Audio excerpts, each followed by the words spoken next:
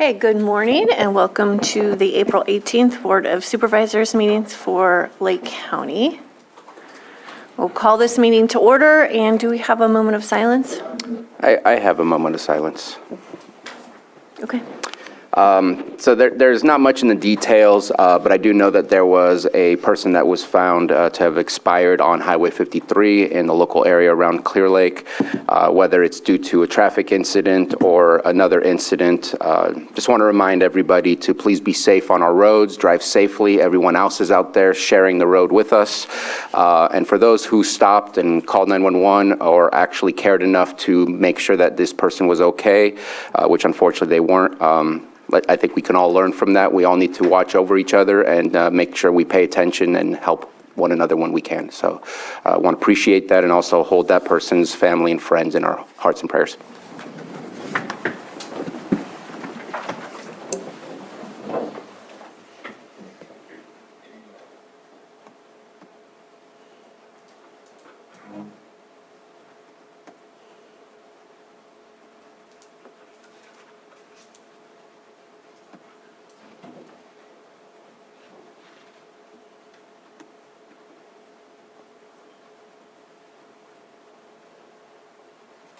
Director Armas, do you want to lead us in the pledge?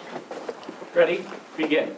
I pledge allegiance to the flag of the United States of America and to the republic for which it stands, one nation, under God, indivisible, with liberty and justice for all.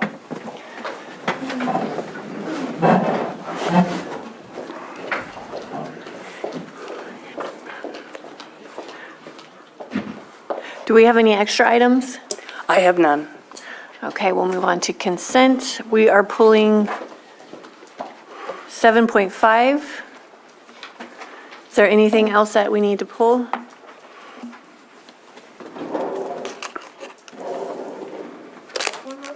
Well, it's not on consent, sorry, 7.5 for later. But on consent, anything to pull, Supervisor Spatier? Yes, I'd like to pull and discuss item 5.1, please. Anything from the public to pull an item off consent? Anybody in Zoom? There are no hands in Zoom.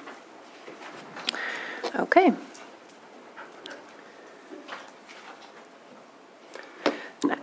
Ready? Yes. Madam Chair, I'd like to move to approve consent agenda items 5.2 through 5.8. Second? 5.9. 5.9. Oh, I apologize. Oh, 5.9. and second. Okay, all in favor? Aye. Aye. Opposed?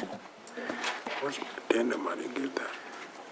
Okay, we've got a few minutes. Do we have a short one? Yeah, don't we have a appointment? There we go. Oh, yeah, Damn it. I thought we did. you're right. Let's do 7.4. Consideration of the following advisory board appointment, Middletown Cemetery District. And this is for, Yeah, this is for the Middletown Cemetery District. We had a resignation of a longtime board member, and Bonnie Albertson was a previous longtime board member. She's agreed to come back and help the board, so she's back on. So just a reappointment of a previous board member. okay. Since we have 1 or 2 minutes that we still need to fill, wondering, is it on Memorial Day that you guys do the special event for? Yeah, there is going to be the Memorial Day event. I know I do that, so. Is that the calling of the names? Yeah, we read out every name, there at the cemetery. We also read out the names of the veterans at the Middletown Rancheria. Also, so Jim Comstock joins me on that day, so it's a great celebration. Oh, that's awesome. Great. Anybody from the public want to weigh in on this? Not seeing any. Anyone in Zoom? Nothing in Okay, Zoom. we'll bring it back to the board for action. Madam Chair, I move to appoint Bonnie Albertson to the Middletown Cemetery District. Second? Okay, we have a motion and a second. All in favor? Aye. Opposed? Okay, motion passes. We've got just 15 seconds.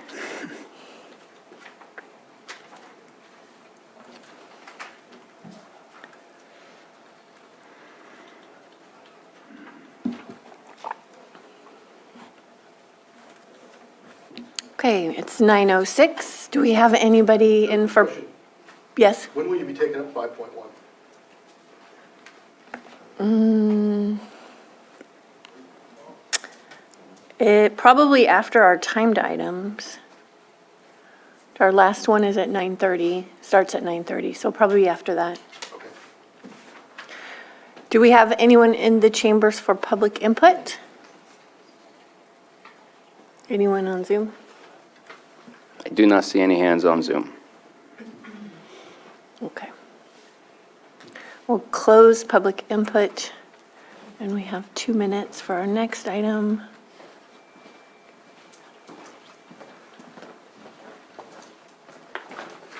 I think everything else is going to be long, so we'll just wait 2 minutes, Okay. minute and a half. What? One more minute? No, we're there. Oh, it's 9:07, okay. 9:07, Pet of the Week. Animal Care and Control. Good morning. My name is Officer Sadie Egan, and I am here with Lake County Animal Care and Control.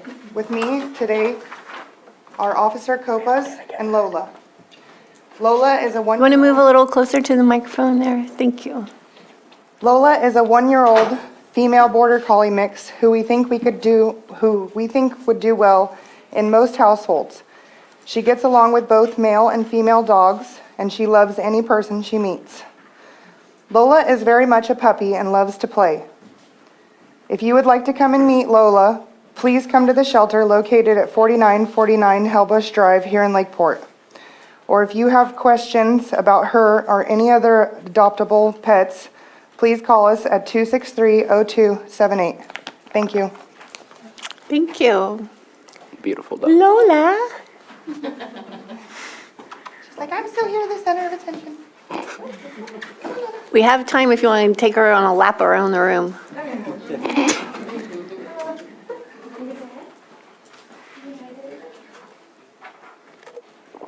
She's a happy dog.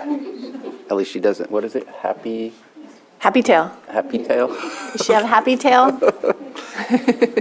First time I ever heard that. Okay, it is 9:00. Oh, we still have a few seconds. 9:08. No, 9:08,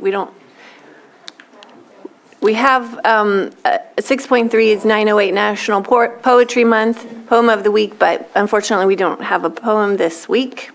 So we will have to move on to our 6.4 item now that it's 9:09 a.m. Presentation of proclamation designating the week of April 23rd through 29th, 2023 as National Crime Victims' Rights Week. And we've got Supervisor Crandall.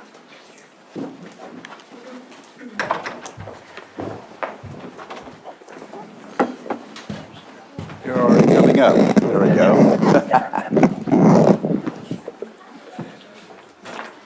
Is there a memo?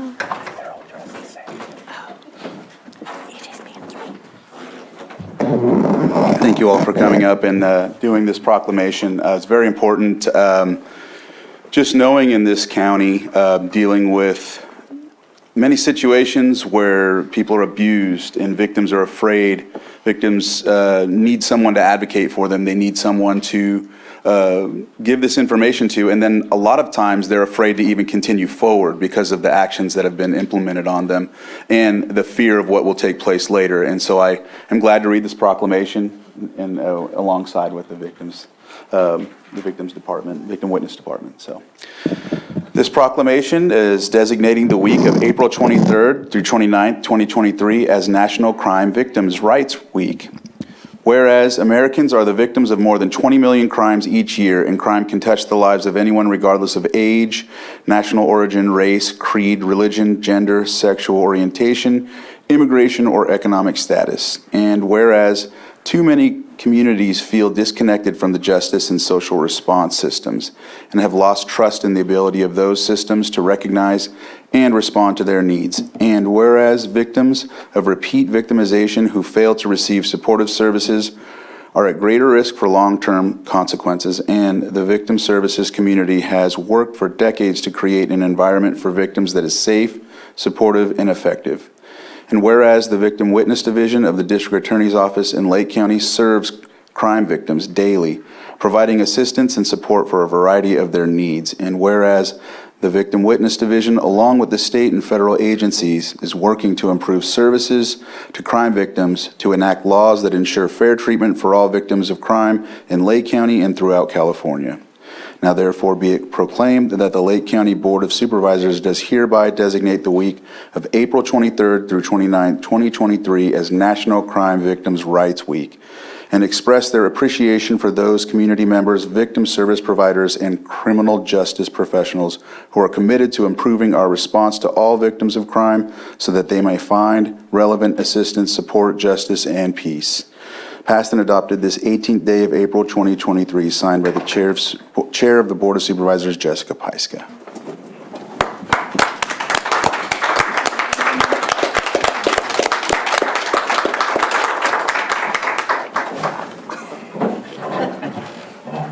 You want to speak? I will give it my best. You can do it. You got it.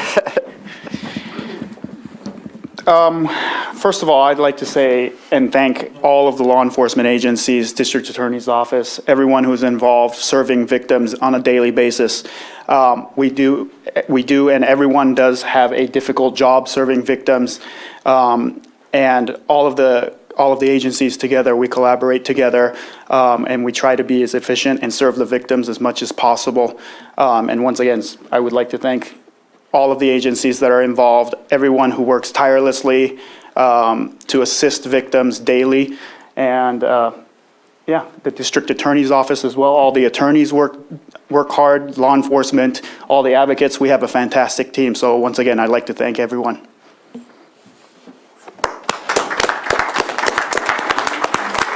That's great. Anybody else? There you go. And we have to get a picture. Yes, I'm Susan Cronus, the DA, and I just want to say I have an awesome victim witness office. They do a fantastic job. They go out late at night, early morning. They can get called out on any case. They appear and they are a nice face. They could talk to these victims who are traumatized. And they do it every day that they work this job. And it's incredible the relationships they form with these victims.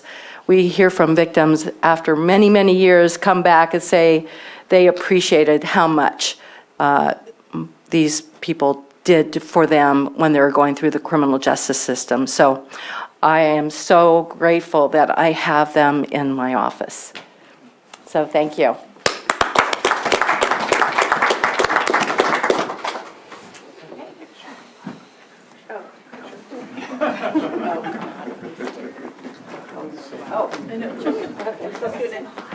There we go. Move over one second.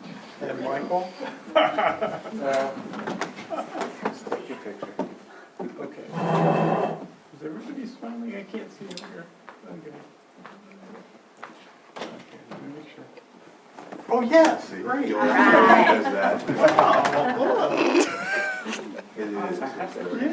nice job. Thank you. You're hired. I'll show you later. Anybody else have a? And before you leave, just want to make a comment. That there's a difference between the justice that is served in our courtrooms and the service you provide to the victims. The trauma and the mental anguish that some of these victims go through, justice is not enough to get the support they need to go back to the things that they were doing before. And so thank you so much for that support. Really appreciate it. Thank you. And if I could just add, I know there was a recent multi-jurisdictional investigation involving illicit cannabis cultivation, human trafficking, and labor abuse in our illicit cannabis community is one of the darker secrets that don't get talked about a lot, but I hope we can talk about additional cannabis enforcement. There is a dark side to it, and I thank you so much for your efforts in that particularly difficult case. Thank you. Thank you. That was a lot of effort. Yeah. Thanks, you guys. Thank you. And next, we have 6.5, our 910 item, presentation of proclamation recognizing April 17th through the 28th, 2023 as California High School Voter Education Week. Supervisor Green.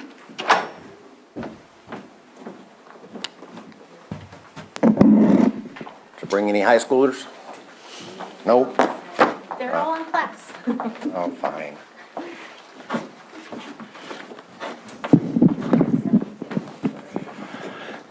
We have here a lovely proclamation recognizing April 17th through 28th, 2023 as California High School Voter Education Week in Lake County. That's like 11 days, 12 days. That's a long week.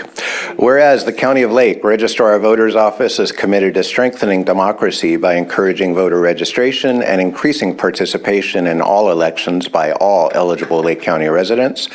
And whereas the youth of Lake County play a critical role in our democracy by helping to choose the people who will lead us and by voicing their opinions on the issues that are important to them. And whereas eligible 16 and 17-year-olds can pre-register to vote and then automatically become active voters once they turn 18. And whereas high schools in Lake County are encouraged to offer pre-registration and voter registration opportunities to eligible students by providing access to the state voter registration application online and by requesting physical voter registration cards for their schools. And whereas high school administrators are also encouraged to select one or more students to serve as voter outreach coordinators to support student voter registration during High School Voter Education Week. And whereas students are encouraged to participate in the democratic process through voter education programs, becoming an election worker, and by inviting peers, family members, and their community to register to vote and to get involved in civic engagement activities. Now therefore be it proclaimed that the Board of Supervisors of the County of Lake does hereby declare April 17 through 28, 2023 as a very long California High School Voter Education Week in Lake County, passed and adopted this 18th day of April 2023 and signed by Jessica Pysica, Chair of the Board of Supervisors. Do we have exciting things to say about youth registration today? Yeah, I think you should. Introduce yourself. I'm Yesenia Lopez. I'm Senior Elections Specialist. We'll have a booth set up at the libraries for the next 2 weeks. I have the days. So from 2 to 4 in Clear Lake Library on Wednesday, April 19th, Lakeport Library from 2 to 4, Thursday, April 20th, Middletown Library from 2 to 4, Wednesday, April 26th, and Upper Lake Library from 2 to 4, Thursday, April 27th. We'll have a registration booth set up with staff available with registration forms and any questions that they can answer. And since kids love smartphones and websites, there's a state website, right? sos.ca.gov, where you could go and just register to vote right there? Register to vote. Okay, let's make it real to people. Thank you so much, and I know we have a camera moment here. Oh, here, hold the proclamation. Open the proclamation.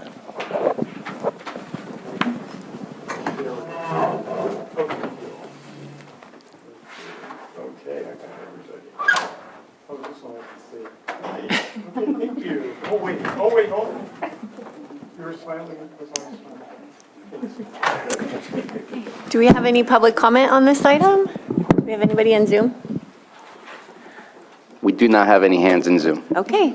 Thank you so much for joining us today. Thank you.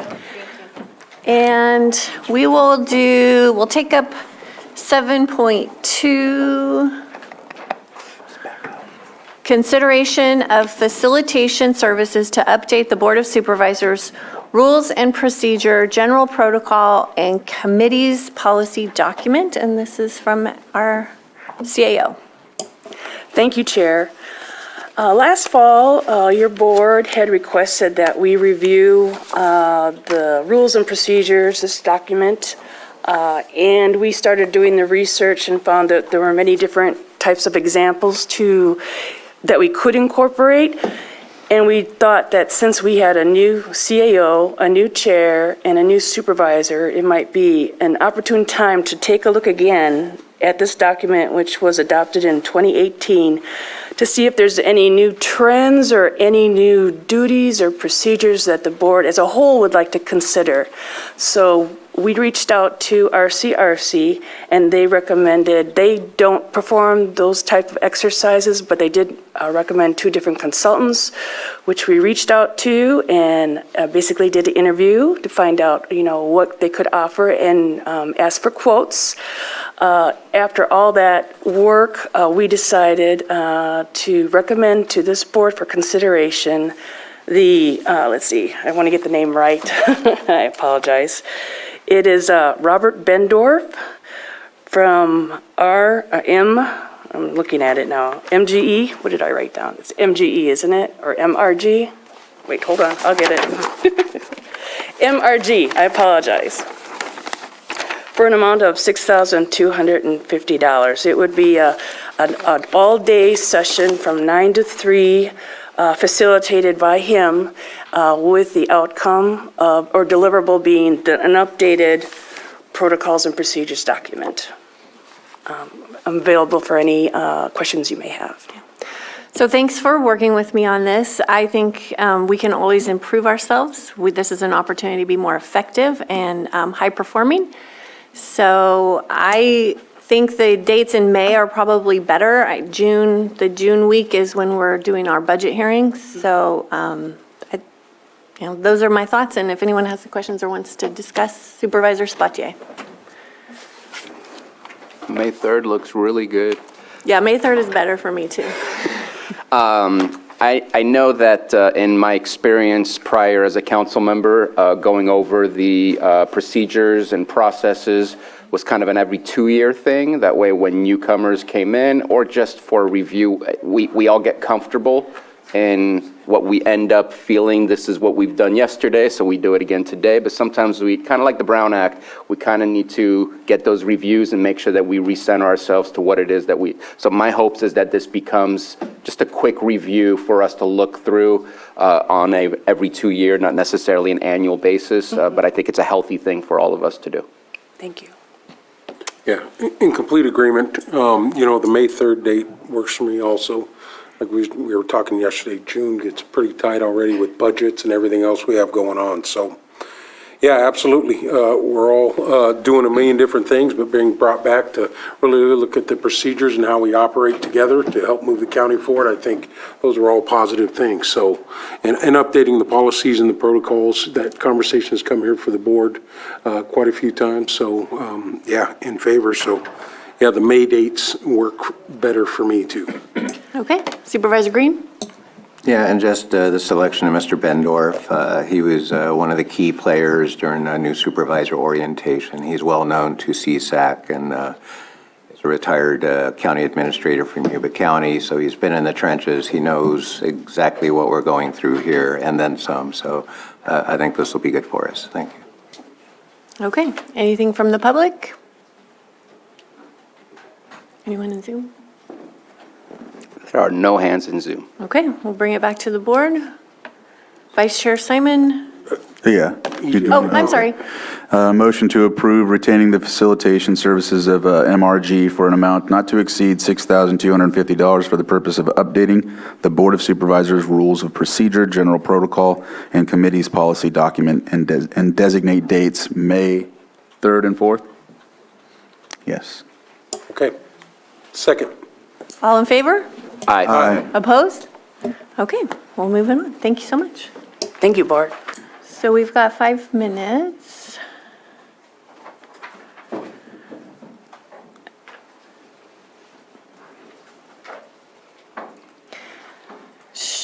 Do we have suggestions on, should we do 7.3? Madam Chair? Or should we, yes. Just curious if it's possible, I do see that we have at least 3 people in the room right now for item 5.1 and 2 people for 7.6.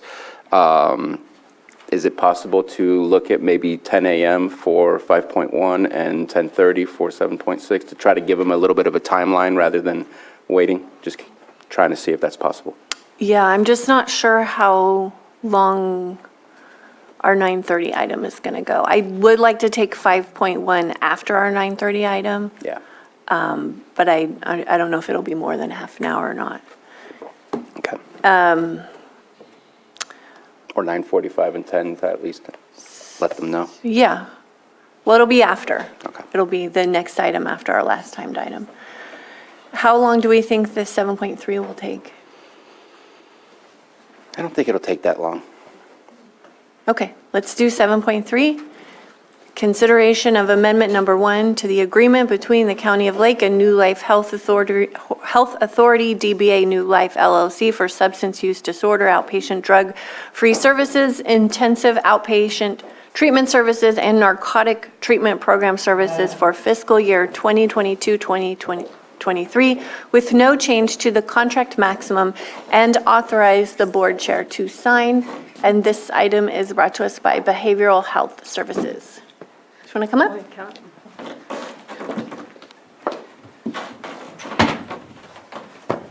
All right.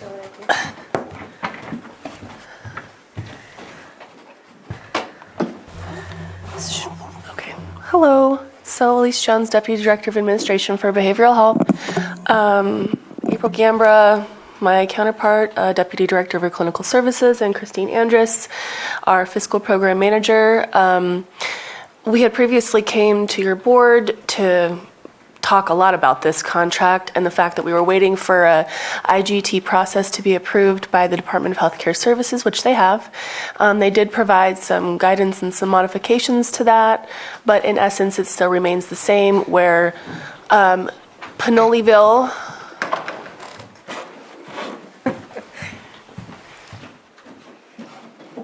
Hi.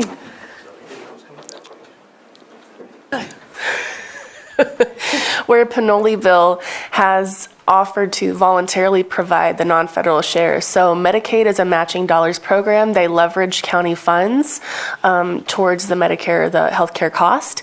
And in this case, that match is being voluntarily provided by the tribe. And that depends on the patient's aid code. And in essence, we receive that match from them with an invoice. We then pay them the invoice to incur a cost so that we have a certified public expenditure, and therefore we can then bill and be reimbursed via Medicaid. And any questions, that's all I have. Anything to add? No? Okay. Supervisor Spatier. I do want to thank the behavioral health team for meeting with me yesterday. I am only going to say this is the worst process I have ever seen in my life, but I get it that it's being forced on us by the state of California.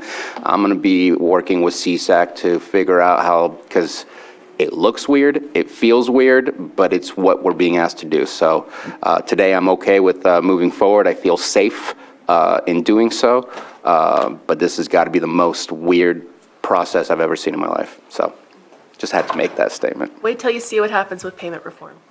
I sent you the informational notice this morning. I appreciated that. Any other comments from the board? Okay. Anything from the public? Nothing on Zoom. Okay, we'll bring it back to the board for action. Madam Chair, I move to approve amendment number 1 to the agreement between the County of Lake and New Life Health Authority, DBA New Life LLC, for substance use disorder outpatient drug-free services, intense outpatient treatment services, and narcotic treatment program services for fiscal year 22-23 with no change to the contract maximum, and authorize the board chair to sign. Second. All in favor? Aye. Opposed? Okay, motion passes. It's 9:30. Thank you so much for joining us today. Barely made it. Okay, our 6.6 item, 9:30 a.m. public hearing, consideration of draft ordinance amending Chapter 5, Section 5-6, Article 1, Section 5-6, 6.24 exempt agriculture structures, and adding Chapter 5, Section 5.6, 6.25 temporary ag structures of the zoning ordinance of the County of Lake in regards to agricultural structures, community development. Director Turner. Good morning.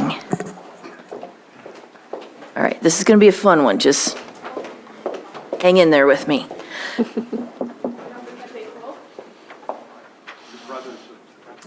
Last year, at the end of September, the board adopted a resolution of intent to make various amendments to the Lake County Code and zoning ordinance that are specific to cannabis-related businesses and structures related to that. Within that resolution of intent, the board directed staff to take the proposed amendments to the Cannabis Ordinance Task Force, the Agriculture Advisory Board, Planning Commission, and then back to your board, hopefully in enough time that any amendments that were to be adopted would be in effect for this year's cultivation period.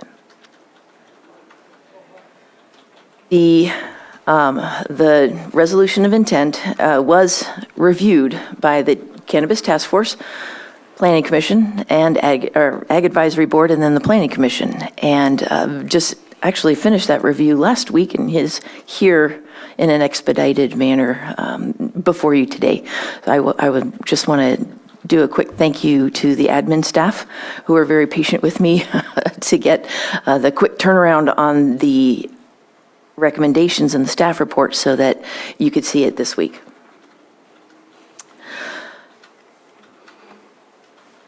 Because there are a number of recommendations, and additionally, because there are a number of these items that, if the board supports them, will require CEQA review, which has not been completed yet, our recommendation, we have a couple different ways you can go for the final recommendation, and I'll repeat this again at the end of the presentation. The first one is just give staff direction on your preferences of the recommendations that are before you, as well as adding any others that you may have. And then continue this public hearing to a time and date certain so that you can hear the ordinance. Couched within that is also staff recommendation that we break up the ordinance, because there are certain items, specifically the temporary hoops for cultivation, that may not require the same amount of review as the other items for CEQA. And so to remain in this expedited process, it may serve the board's interest, or if the board does desire, we could come back next week with a draft ordinance specific to hoops for cultivation, temporary hoops for cultivation, while the remainder of it goes through additional amendments per your recommendations, as well as appropriate environmental review. So I'm going to go through.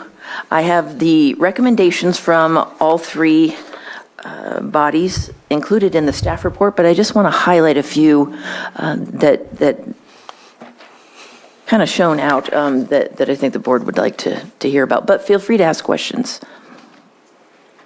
Okay, so I'm going to use the resolution of intent as sort of my framework. If you'd like to also refer to that, it did go in order, starting with Chapter 5, which is where we house the agriculture exempt structures policy, and then jumping over to Article, the zoning ordinance, Article 17. First, in the draft ordinance, I pulled all the whereases from the resolution of intent and just brought them right over into the current ordinance. And so most of that will stay the same pending review by county council. However, that last one that I highlighted in the draft ordinance is whereas that just stated the board's direction to have this reviewed by all those bodies. So I was going to update that to just have the current dates of the meetings to make sure that it is memorialized, that it did go through significant review. Actually, I just lied. I'm not using the resolution of intent. I'm using the draft ordinance. Okay. Section 1 has to do with adding criteria and regulations for the exempt agricultural structures. It was the recommendation of the Cannabis Ordinance Task Force as well as the Ag Advisory Board that we just stay with what we currently have in Chapter 5 for ag exempt structures, instead of recreating it through this ordinance. Keep what we've got, which is that an ag exempt structure is for the purpose of storage of feed, farming materials, farming implements, things like that. It's not a place of employment. It's not some place that somebody's going to hang out a lot or spend considerable time.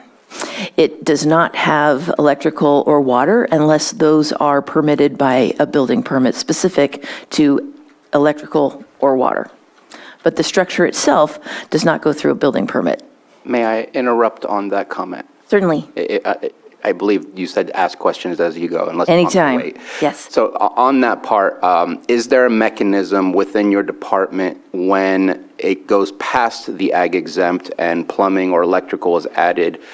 Is that when because I know in my conversation with the fire districts, they were worried that some buildings meet the criteria of the fire fees and some don't meet the criteria. Is there a mechanism to ensure that that's not missed whenever a new permit goes in, or do those permits not trigger those fees? Typically, an ag exempt building permit is reviewed by the agricultural commissioner and then community development. I am not certain if the standard sign-off for fire districts are included in that application like they are in all our other building permit applications, but if they are not, we're happy to get that added. And mainly the question is, if I add electricity, is that still an ag exempt building, or does it become a normal building permit where the building permit would trigger those fees? Adding electrical would not require building permits for the structure itself. Okay. It still remains an ag exempt building permit. And so we are not reviewing the engineering or the plans for the structure itself, but we do review and inspect any electrical or water that goes in. And water's limited to a sink, a cleanup sink. Yeah, you wouldn't want to like have a full-on bathroom or something in there, because then the possibility of habitation is encouraged, and we just really don't want that in that style of building. May I add that as these ag exempt structure applications come into community development, sorry, for the record, this is Andrew Amelong, the Cannabis Program Manager. We bring in those ag exempt structure applications, and we have the building division right there. So a lot of times we'll take a look at it before we send it over to the ag commissioner for their sign off and see what level of electrical and water is involved and whether or not the building division feels that triggers a building permit. We do also verify ongoing commercial agriculture. And so in the case of cannabis, the use permits would already be in existence or be in process.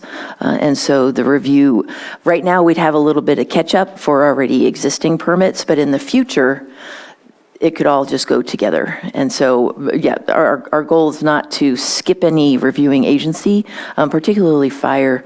One of the priorities that came up in the Cannabis Ordinance Task Force is prioritizing safety, and also making sure that the fire fees that are due for protecting these structures are paid.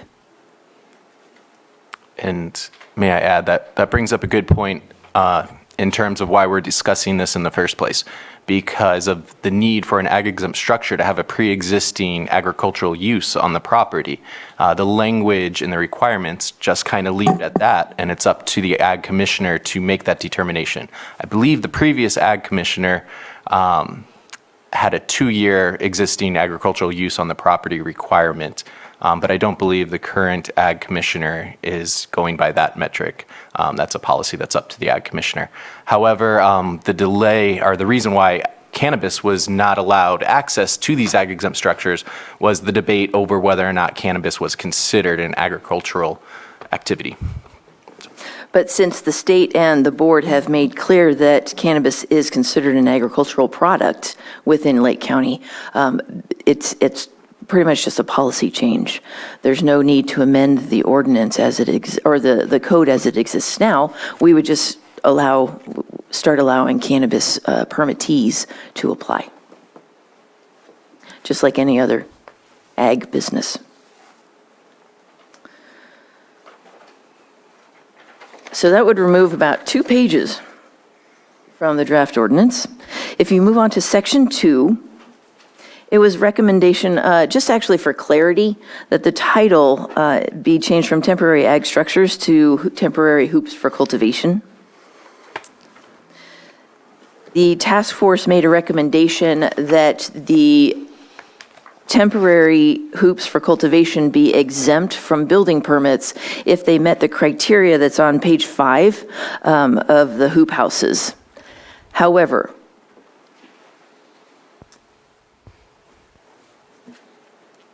as we'll discuss later then in the recommendation, staff does recommend, if the board desires to split up this ordinance and have the temporary hoops for cultivation come back next week, that the exemption not be recommended to be added or not be included.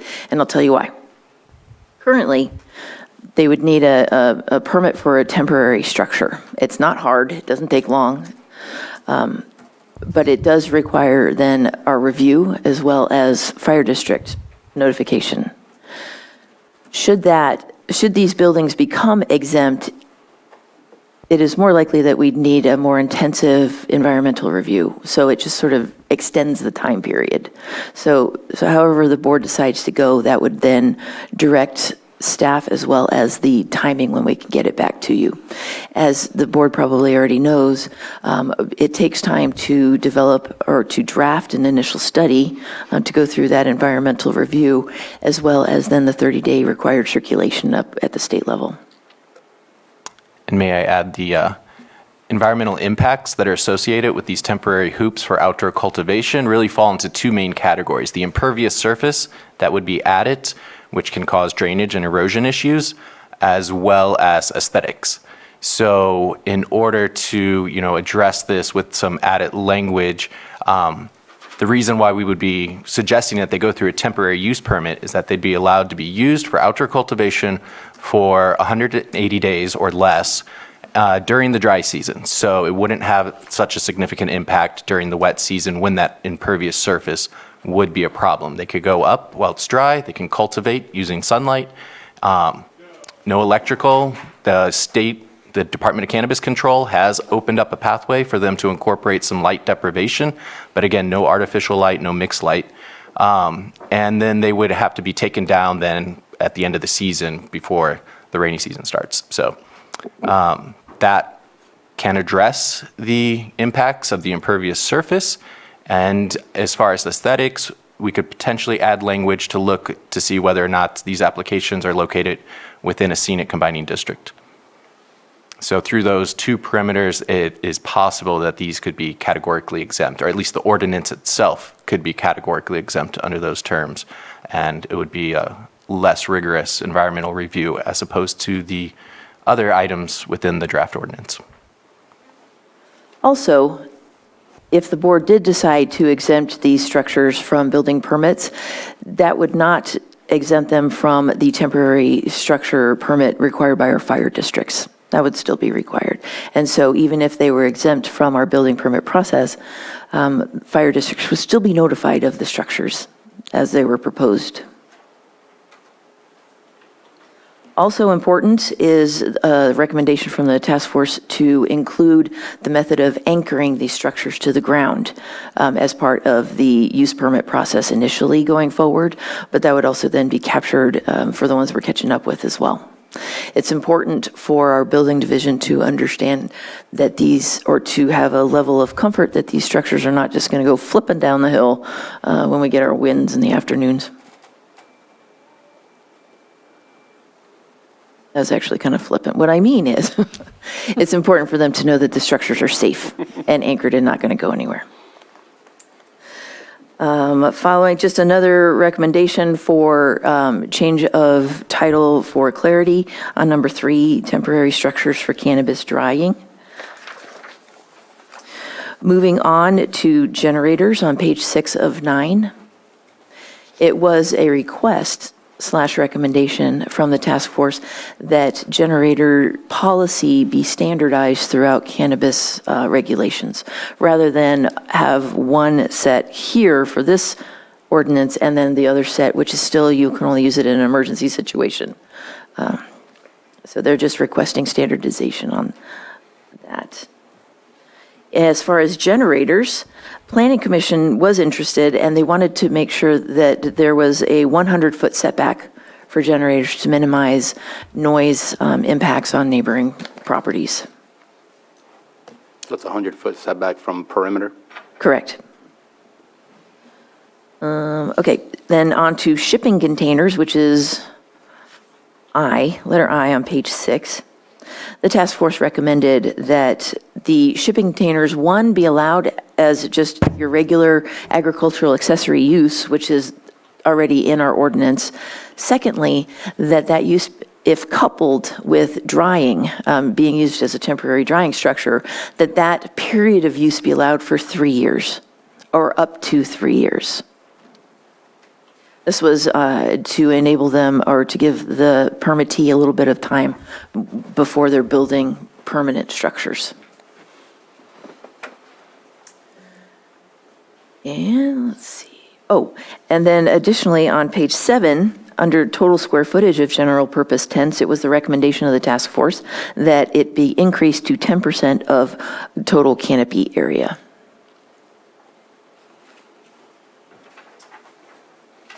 Then, a couple of the recommendations.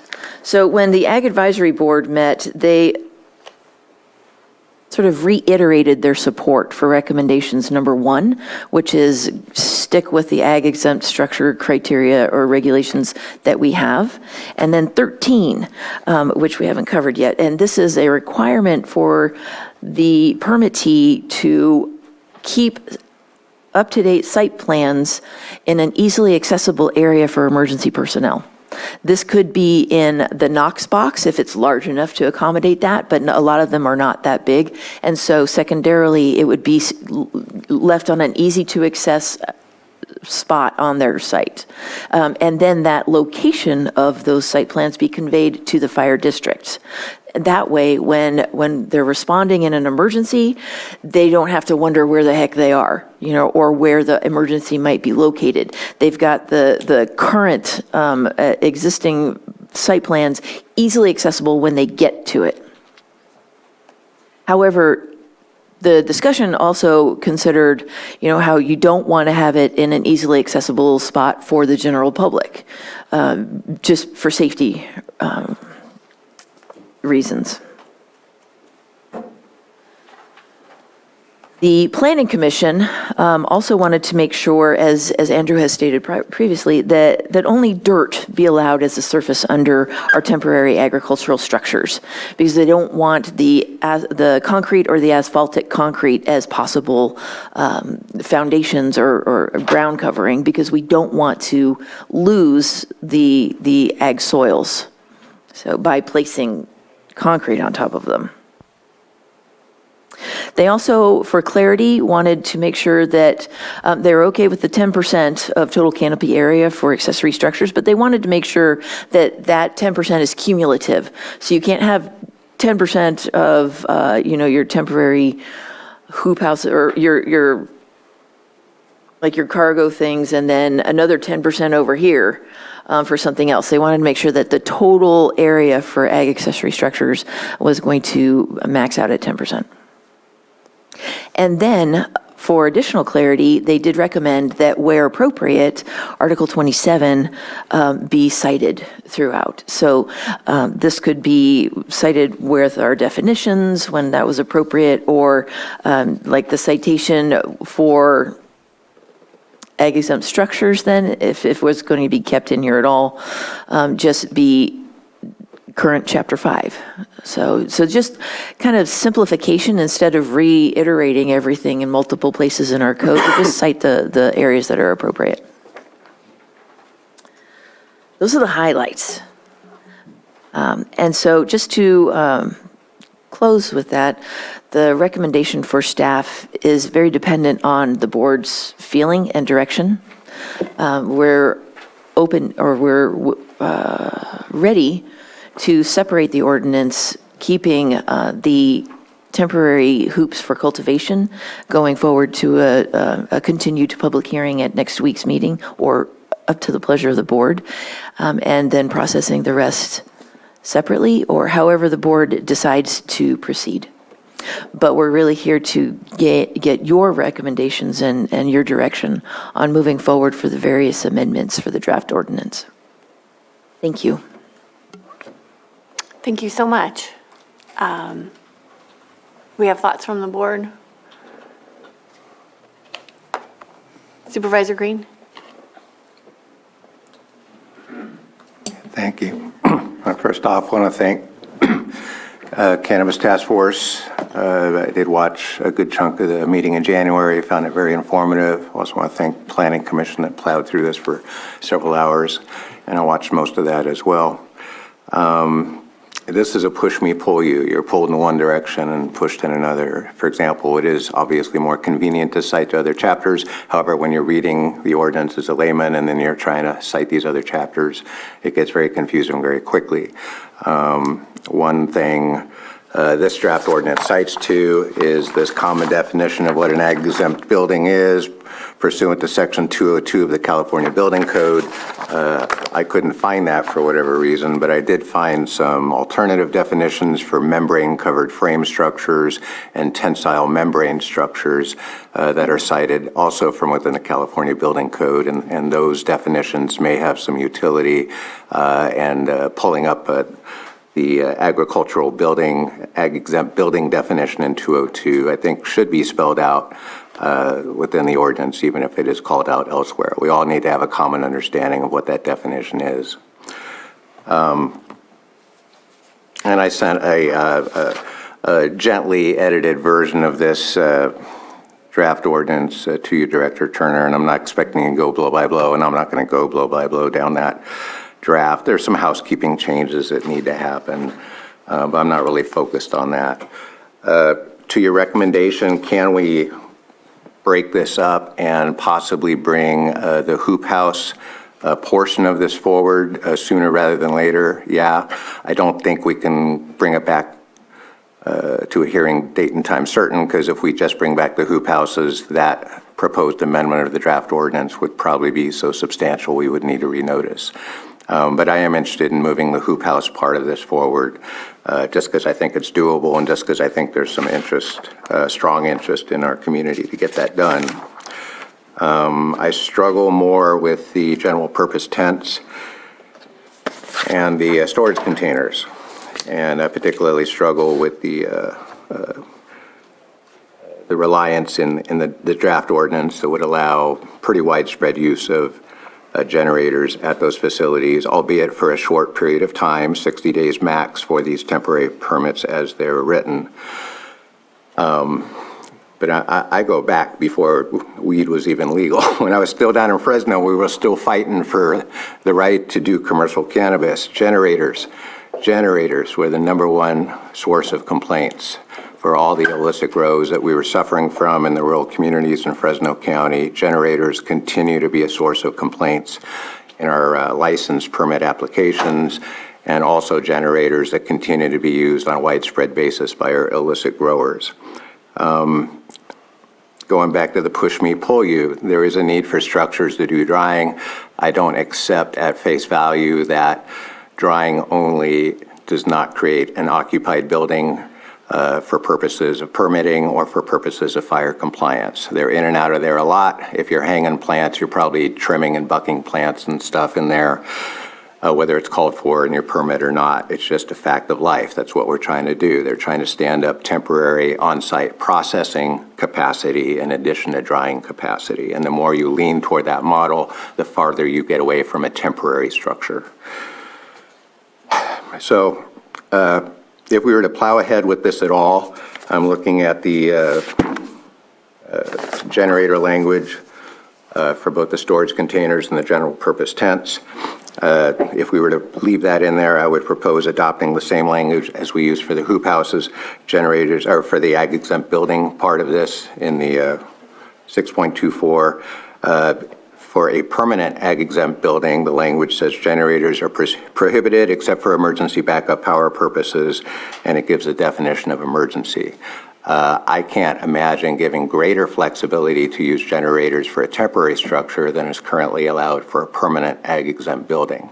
And I believe one of the recommendations from the task force was to just bring generators back and address that more holistically at a different time. So I'd be supportive of that too if we just take it out. But if we're going to have any progress on these tents and these storage containers, I think the language that applies to permanent ag exempt buildings, generally prohibiting the use of generators except for emergency backup power, would be appropriate. That would not prohibit them from using solar power on site if they have that capability. But I don't want to set up a rural electrification program that it's all generators all the time on the off promise that PG&E is coming to the rescue at the same exact time we're trying to get our existing utilities undergrounded. So those are just my thoughts, and I know it's kind of all over the map. I do think there's a way to bring this forward with all three types of temporary structures if we make some meaningful changes. I'm also okay with moving forward just with hoop houses and bring these other two back. So thank you.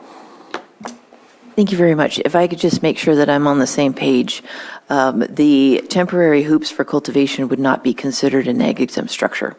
It was the recommendation from the task force that the temporary hoops for cultivation be exempt from building permits if they met the list of criteria that are in the ordinance. But those are temporary structures. Ag exempt structures, as listed in Chapter 5, are not temporary. They're permanent. And so just to make sure that the delineation is sort of nuanced, but it is specific. And so we would not be treating them as ag exempt structures. Supervisor Spatier. Thank you. Thank you for coming back. You made it. I know there's been a lot of conversations regarding this. Couple things. I want to make sure, again, I know we talked about the fire fees. I just want to make sure when there's electricity involved, that to me is adding a hazard or a potential issue. That's why we have our fire districts here, so I want to make sure that gets triggered in some way, shape, or form. It doesn't make sense for a barn to provide school fees because you're not adding people, but if you're adding a structure with electricity, I think that also, it creates a threat, it creates a potential danger, and so that, I'm not going to let that one go. I'm glad you brought up the scenic corridor because I was thinking about that. That's one of those things that popped up a little later after our review, so I'm glad that we're still looking at that in order to see how these buildings are going to interact with the different zones. That's important. I know that I did have a conversation with the Cannabis Alliance, and there was something that was mentioned that I'm okay with offering. They were looking at the criteria for the hoop houses being a maximum of 20 and a maximum of 100 feet. Is it possible to look at maximum of 20 and then no more than 2,000 square feet? So if they want to go less than 20 and maybe go a little longer, they still have every 75 feet, they have to have an exit? Or is there a reason why it was set at 100? Just because looking at flexibility for the type of farm that it is, because every farm is different, different shaped, different topography. Just kind of curious if the 100 comes from somewhere or if it was just a number that everyone kind of sat with. Excuse me. That figure came from the direction of our chief building official, mainly for safety standards. Should a medical emergency happen and people need to get out of that either one way or the other, it's not greater than 50 feet to get to that exit.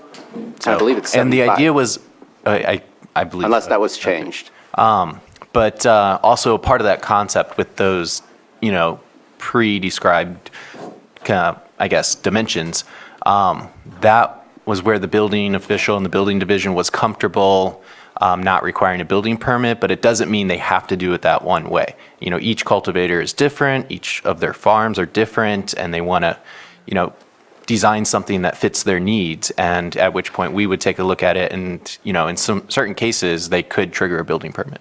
Okay. So it does say maximum for each dimension, and so the maximum for the building division to not require a building permit. Okay. Not the biggest deal, but I thought I'd bring it up. That one I will not fight for. The other part was all the things that disappeared in the original resolution of intent that was submitted. I get it that from the ag industry, nobody asked to be regulated, but if somebody comes right now and says, I want to do a 200,000 square foot ag exempt building and all I'm going to do is store, there's nothing. And I have not seen a single county where there's not a maximum of or a height maximum of. If they do a 50-foot tall building right now, if the zone allows it, it could be an ag exempt. And I think at one point or another, if it's big enough, it potentially has needs to ensure that it's built appropriately to withstand the winds, earthquakes, whatever.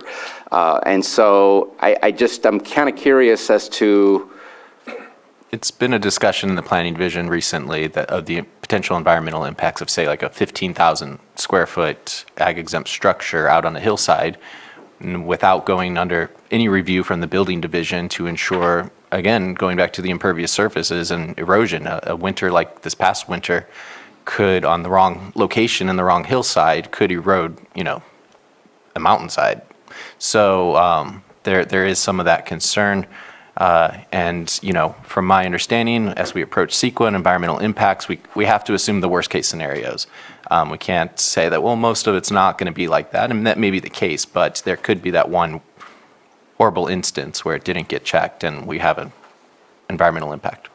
Currently, the existing code requires that the community development director review the application for its use and its size and its location to make sure that it's commensurate. So that is a little vague. However, I do expect that any community development director or designee would have an issue with a 20,000 square foot building being commensurate as ag exempt. Because I want to say that in the past, because there's only 4 things, and those 4 things are not restrictive in many, many ways at all. One of them is like, check your FEMA, submit a plan, prove to us that you're actually the landlord or the owner and that you are doing agriculture. That's very vague as far as to any size, types, or anything.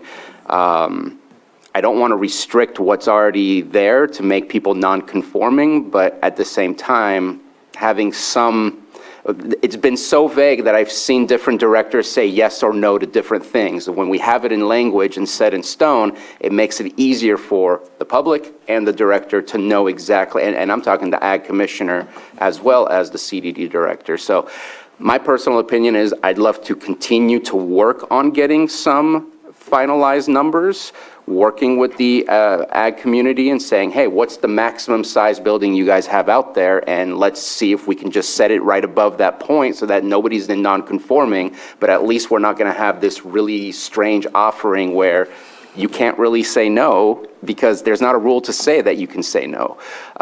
There is, but it's very vague for me, and I'm uncomfortable with the vagueness. We want to support our ag community, and we want to bring in new ag to evolve. And I just want to make sure we don't get ourselves in a situation where that's not what we expected. And so setting those setbacks, setting those restrictions on size or things like that, to me would be a healthy thing to look into. Okay, and just, I apologize for the statement, but it was very confusing to read what was submitted when there's changes that were provided to us today that I was not aware were necessarily the changes. So I look forward to the next one.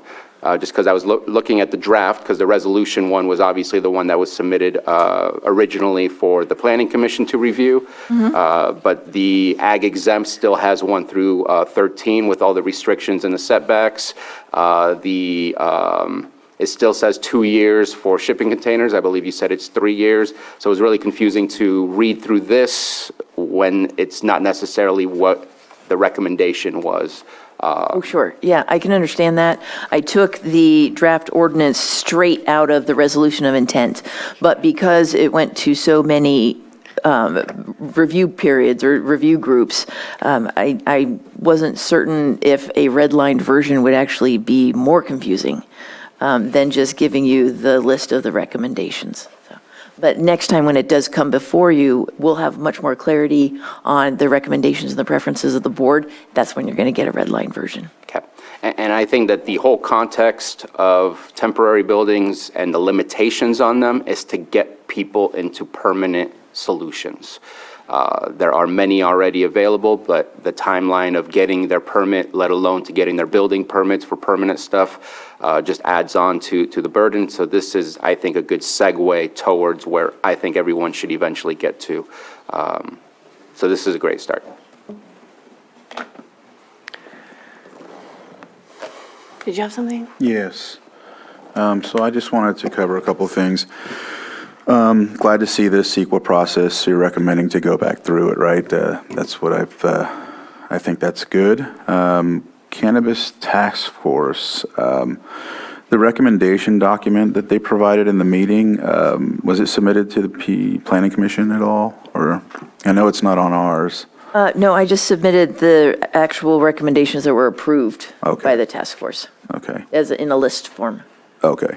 Because I know it just doesn't seem as if some of it matches what the body voted on, if that makes sense. Yeah. They didn't, the task force had a meeting where the ad hoc committee of the Farm Bureau director and Fire District and Lake County Cannabis Alliance representatives all got together to sort of churn through some of their issues and then present the task force with something that they could then consider.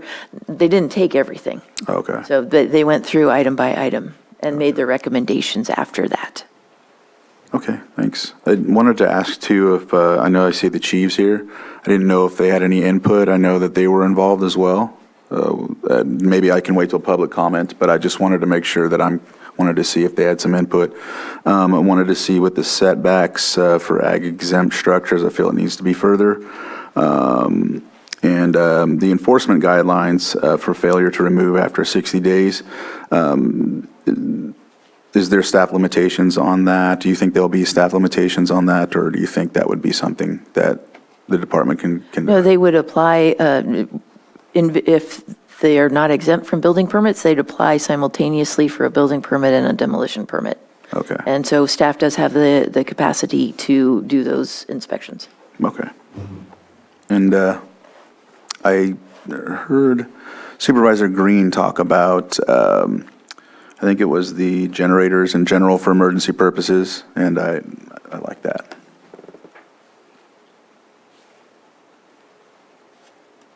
That's all I have.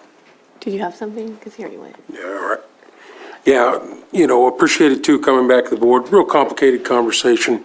The temporary structures, it's a tough one for me because we kind of went down this road when we talked about early activation and other things, and we know that is not there anymore.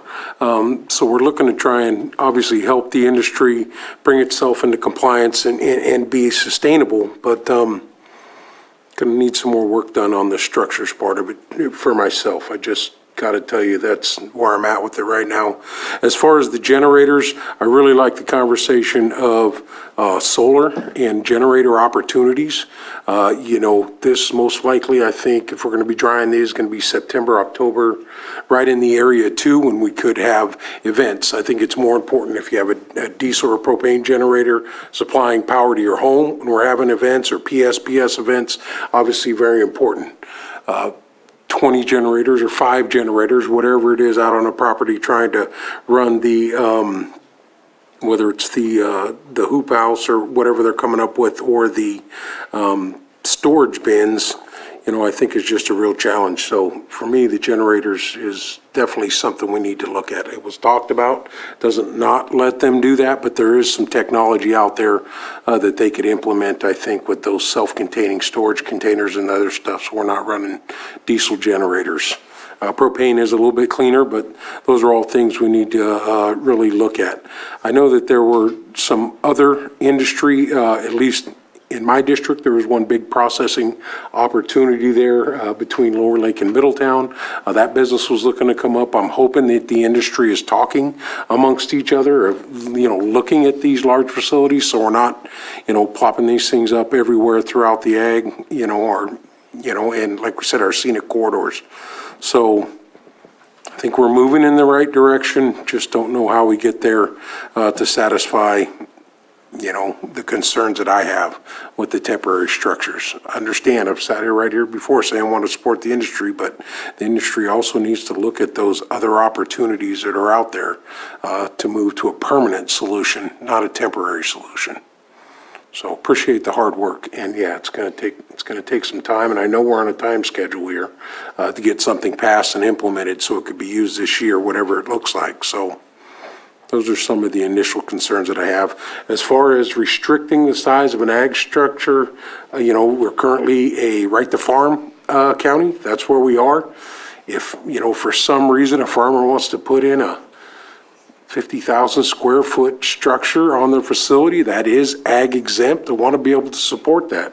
I have always been the one I don't want to regulate more. I would like to be able to move forward, encourage business, farmers, whatever it is to keep us moving forward. Don't like I want to say no. I want to have the opportunity if it's not there, but I have faith in our ag commissioner, as they move forward or she moves forward making decisions that could help our farming industry. So I'm not so much on the size of an ag structure out there with, conventional farming. And eventually all these conversations we're having, if cannabis is ever legalized at the federal level, is going to change a lot of things for everyone. So anyway, that's where I'm at.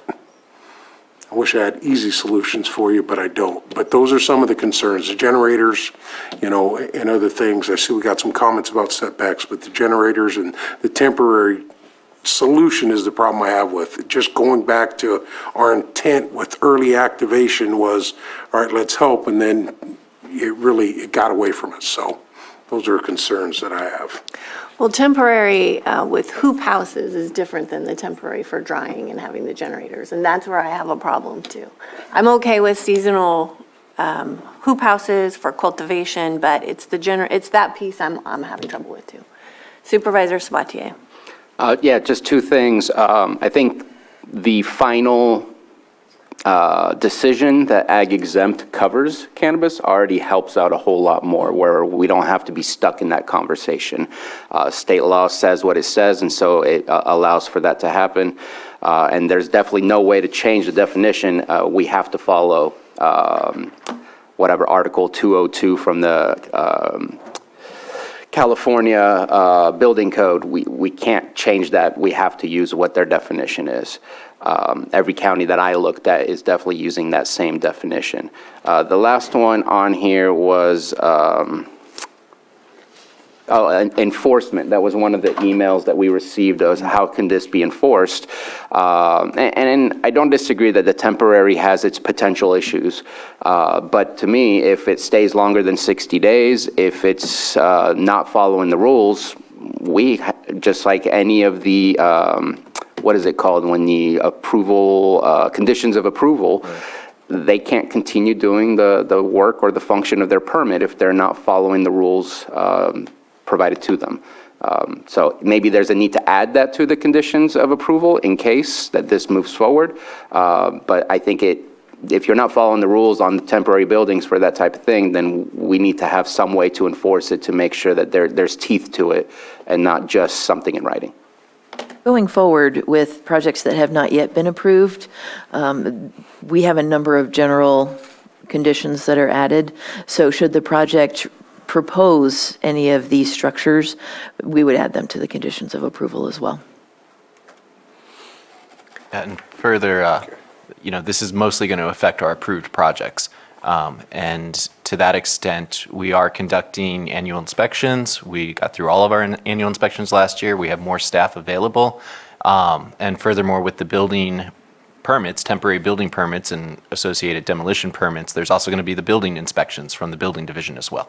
So we thought about, if we do one annual inspection in the middle of the season, then, okay, if they have these temporary structures that need to come down, we might have to, add in a fee to their, increase their fee for the annual inspections to go back at the end of the season to ensure that they have taken them down properly, which would be the key to avoiding significant environmental impacts. However, incorporating the building division and cooperating between all three divisions within community development, building, code, and planning, I think we can stay on top of it. I really like that.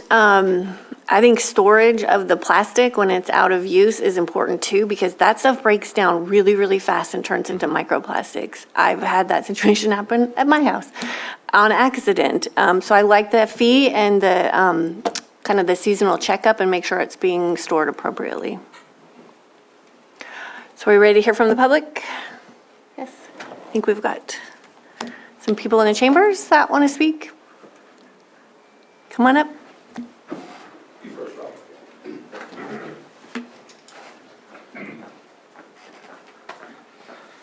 So just a couple things. The permit application, I'm familiar with it. I'm going through the process right now on a ag exempt building, and I have the distinction of being the first time that the chief building official has actually questioned the veracity of the ag exemption, even though it's a 192 square foot tool shed. But that's a separate issue. The permit application I have here does not have anything about with the fire department. It's the Ag Commissioner, Department of Public Works, Environmental Health, and the Planning Division. So it doesn't have anything on that. The thing that I have to bring up is the size limit. You talk about the maximum. There should be a minimum. I think the minimum should be reasonable too, where you don't have to come in and jump through all these hoops and hurdles in order to have a small operation, whatever it be. And the big problem with these hoop houses is not so much the building of them. That's an issue with erosion and all that, but you got a grading permit process for that. You have an electrical permit process that's already covered for your concern that you've talked about with the electrical. That's the building department already has that. It's very effective. Same with water, any kind of facilities like that. But you have employees in these, so you got it's a little bit different when you have employees with these big buildings. But again, you have the grading permit and all that to deal with the erosion. But again, the problem is not the building of it, but it's the abandonment of it. When what you talked about, the breakdown of the plastics, we see that all over the county. So there needs to be some kind of a performance bond is very reasonable. It's very cheap to get from somebody who wants to put a big building. You can have, again, size limitations, but you can have them provide a performance bond that, when they leave, and I think, we all know this discussion is going to go on long after the industry's gone. It's already really dropped off. Everybody knows that. And they're abandoning these hoop houses right and left. They're not folding up the plastic before they leave. They're just leaving them. And so somebody's got to clean that up. If the county has to go in and do it, taxpayers shouldn't have to pay for it. Have a performance bond that's allowed for it. They're very, very simple to get through their insurance company.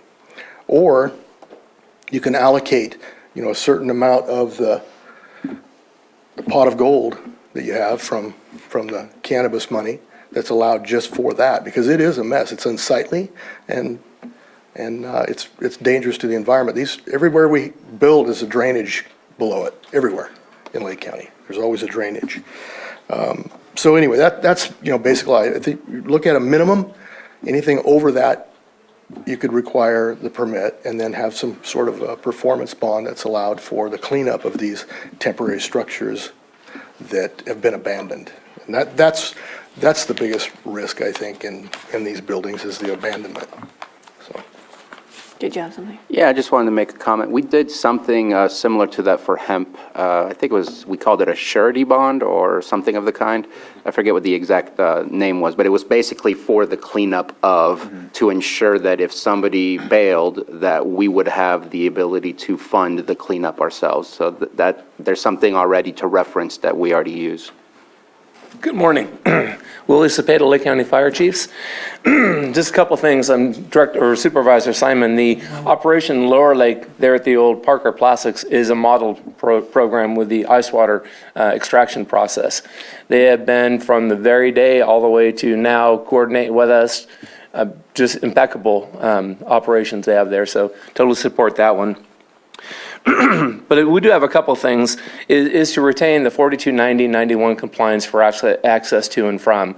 As we've seen this winter, there were several areas throughout the county that we couldn't respond to because of road conditions, and we get that, but it's so imperative for us to get into and out of, not just for fires, but these medical emergencies. As we talk about employees out working in the heat in and around hoop houses, we're talking about 100 degrees outside, 140 degrees inside, with probably 110% humidity. So it's important we retain the 4290-91 standards.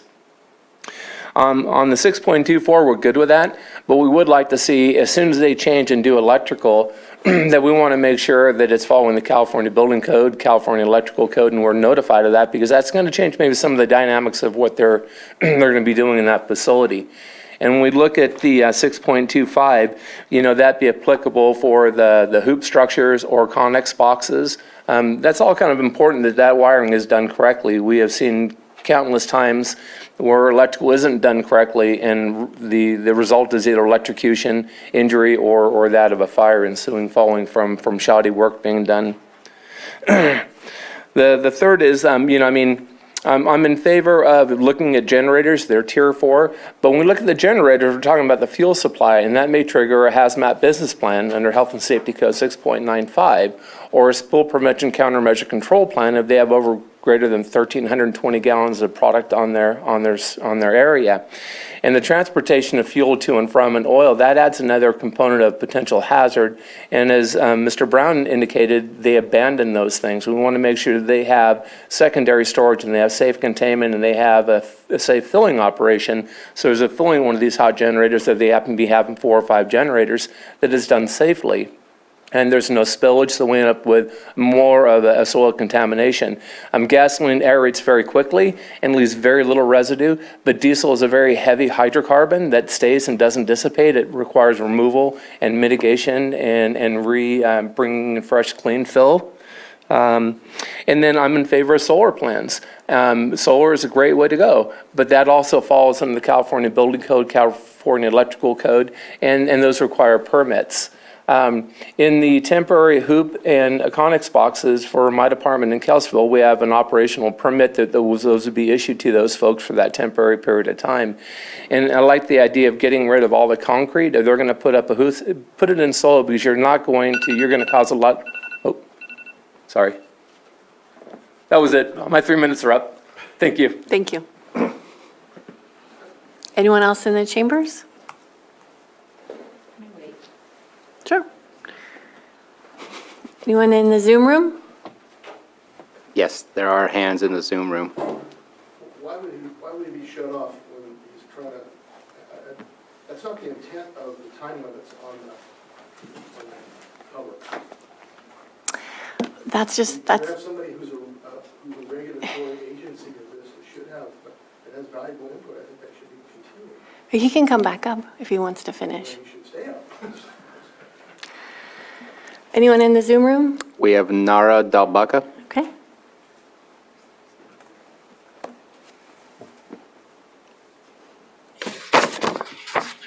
Good morning, Board of Supervisors. Nara Dalbaca. I sit on the Cannabis Task Force.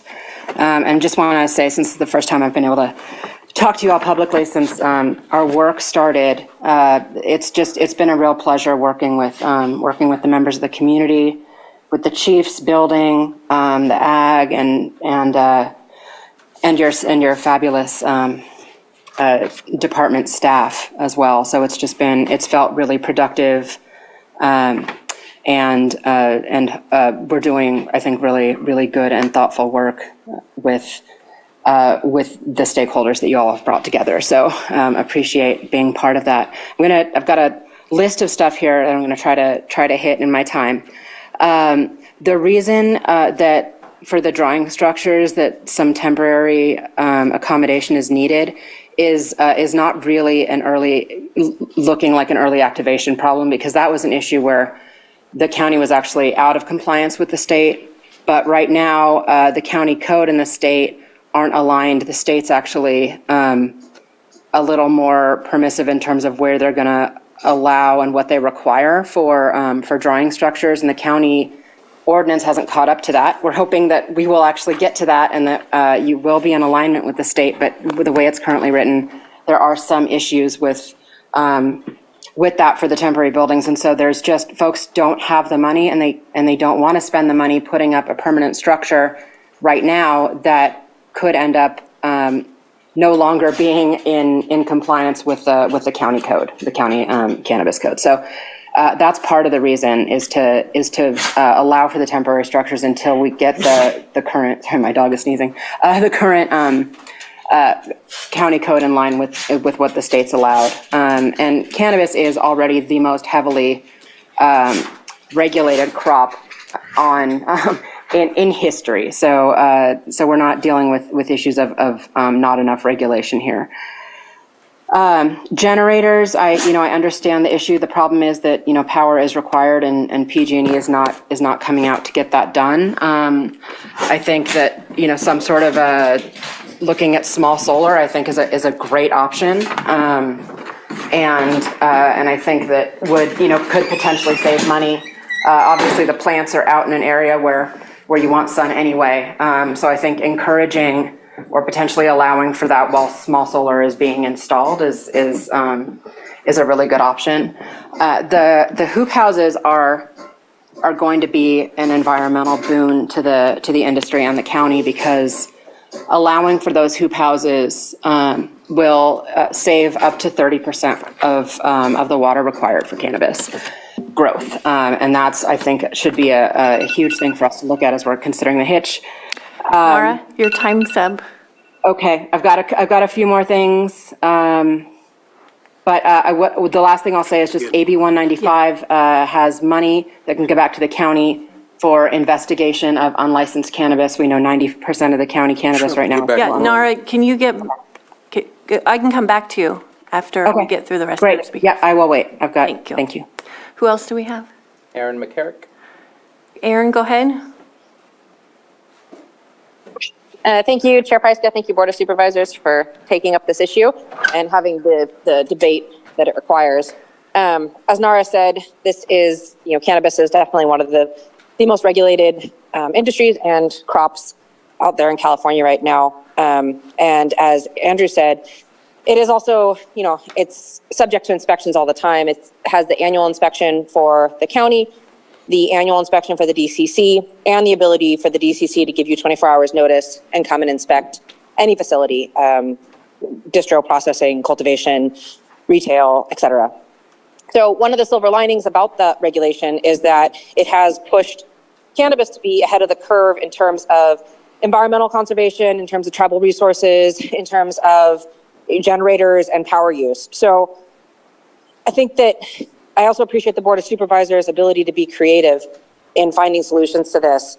So, in lieu of additional regulations, because the task force has done an amazing job, really amazing, reaching out to the community on all levels, getting input from many different sources. If there was any sort of way to be creative as you have in the past and potentially do like a check-in, like has been done before, where, pass this part of the ordinance and check in on it maybe when the final ordinance gets put before the board again.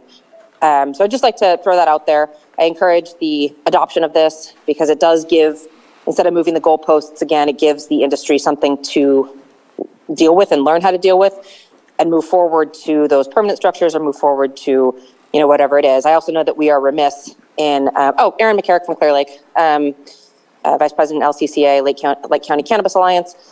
I know that the LCCA is remiss in, as I told the Planning Commission, continual updates about what's going on. There's a ton going on. And if you don't attend all of the task force meetings, it's easy to get play catch up. It's easy to have to play catch up. So something that, acknowledge and we'll work on better in the future. Because there are a couple of other things, as we know, this week is Industries 420. And I know the dispensaries and retail all have a lot of stuff on their plate that they would love to see enacted sooner rather than later. So maybe there's some sort of, way to do a test ordinance of some sort, if that makes sense. I appreciate your openness and all the work that you do. Thank you very much. Great. Thank you. Who's next? Next is phone 6205.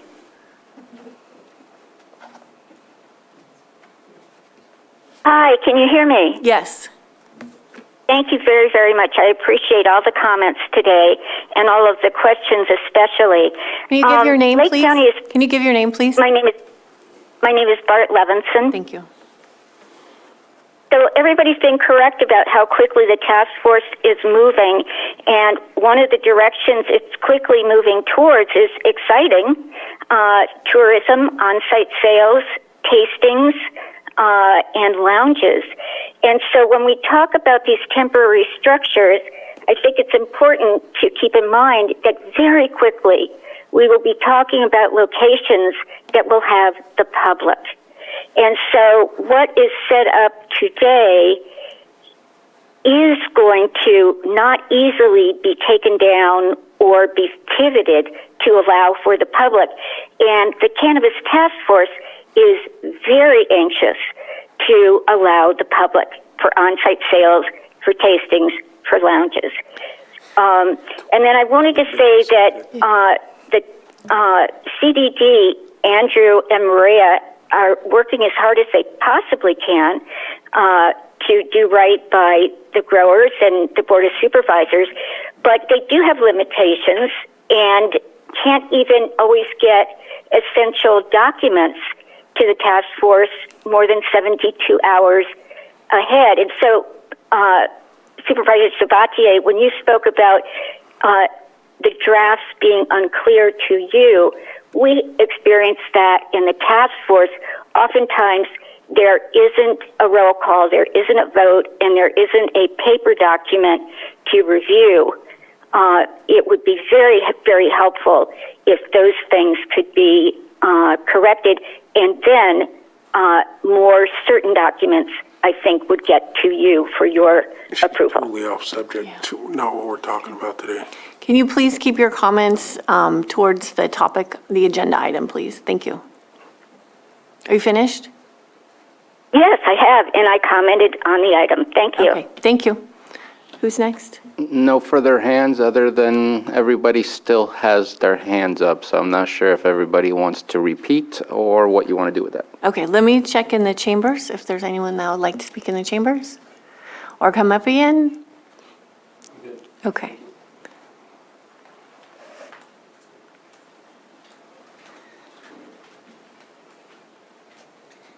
Good morning, Supervisors. Jennifer Smith, President of LCCA, a task force member and a cultivator in the county.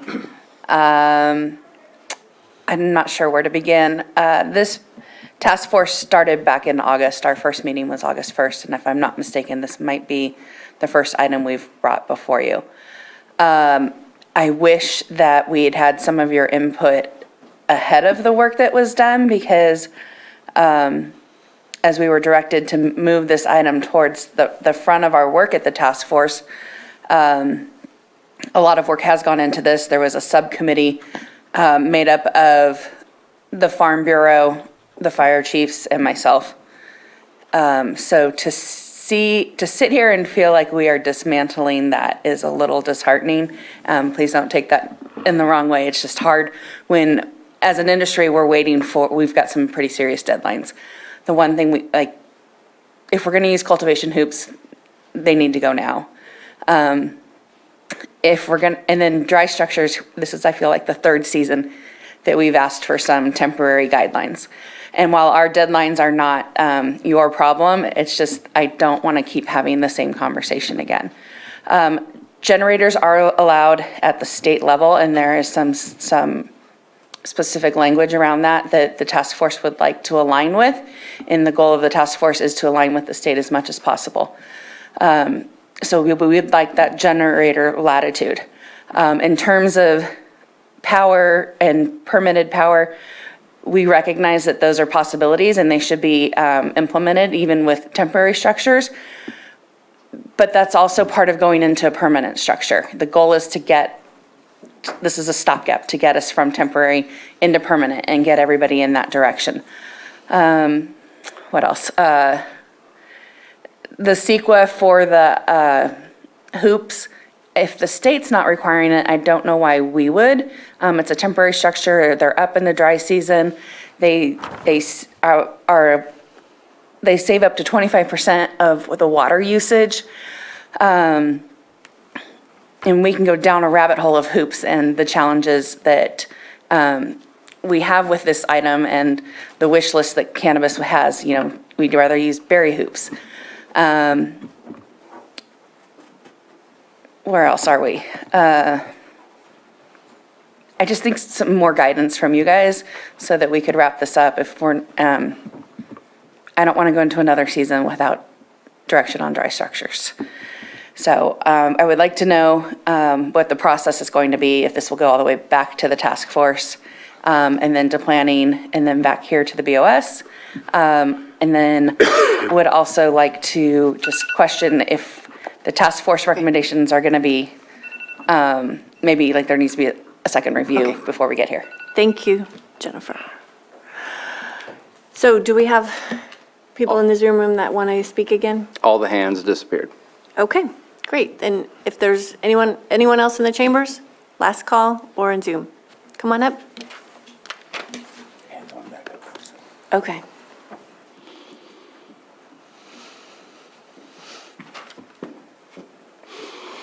Joan Moss. I would like to say I believe we need to do research about fires that have occurred on the property in the past and the how the safeguards are, what the safeguards are to keep fires from coming back. Thank you. Okay, thank you. And who do we have in the Zoom room? We have Nara Dalbaka. Okay, Nara, go ahead.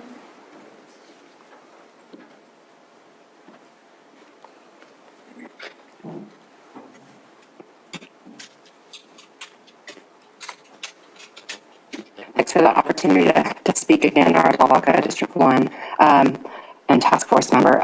So I want to go back really quickly to some of the, to the unlicensed cannabis in the county. The plastic and the hoop houses, the materials that are being abandoned, these are very likely unlicensed grows. That's not something that the state would allow. That's not something that's economical for farmers that are wanting to use the same land over and over again each year. So I think that if there was an ability to get a surety bond, and it's not actually simple in cannabis, nothing involving insurance or anything that you might think that would be simple is simple in cannabis. But if that's possible, I don't think that would necessarily be a huge issue. The state already requires a surety bond for certain things, so I don't know whether that's a possibility here. But plastic that's left behind is a major issue for the farmer too, who would have to buy that again the next year, and deal with the potential of if there are microplastics in their pots or in their where they're putting their cannabis in the ground, they could that could flag in testing for contaminants. So.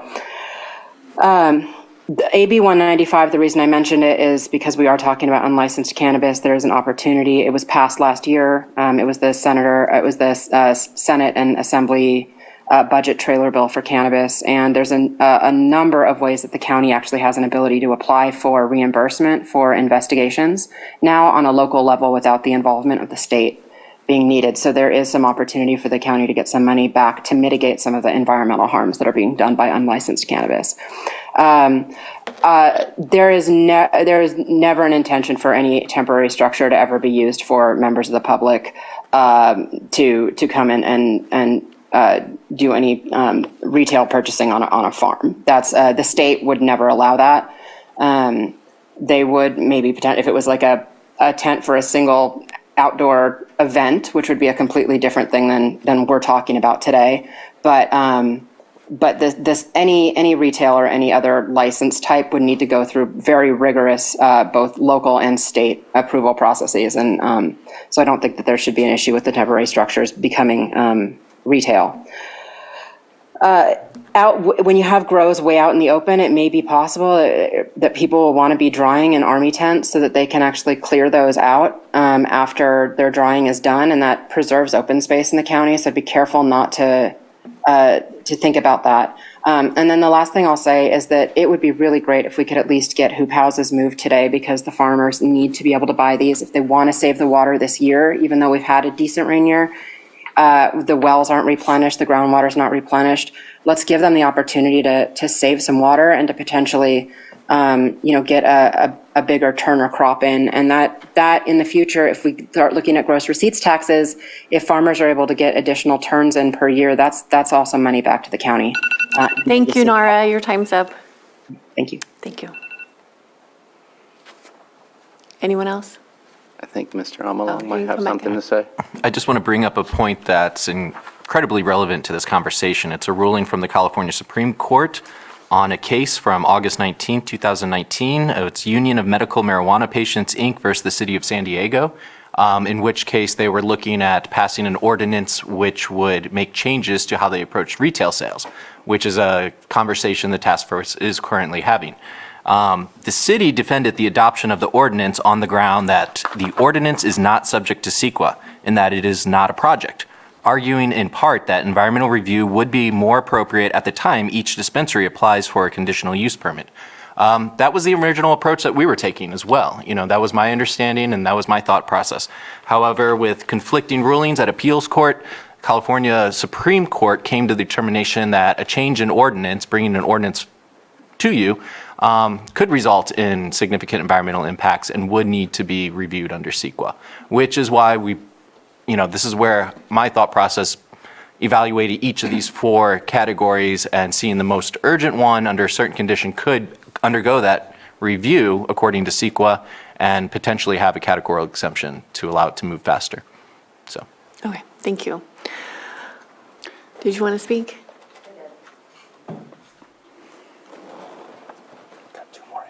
And Jennifer Smith, some of this Nara touched on, but I was remiss in saying that I do think that a lot of the fear and the past experience with illegal farming is what people are used to. It's what they're used to seeing. But we also need to recognize that this is a highly regulated industry, probably the most regulated industry in California. None of us want to risk losing our licenses. So we're not, if you tell us to take down our hoops, we're going to take down our hoops. And back to Mr. Brown's suggestion of a surety bond. Surety bonds can be issued in an individual municipality on top of the state surety bond, and a $5,000 county bond costs about $240. So that's a great option if that's a path. Thank you. Okay, thank you. We have hands back up in Zoom. Aaron McCarrick. Okay, go ahead, Aaron.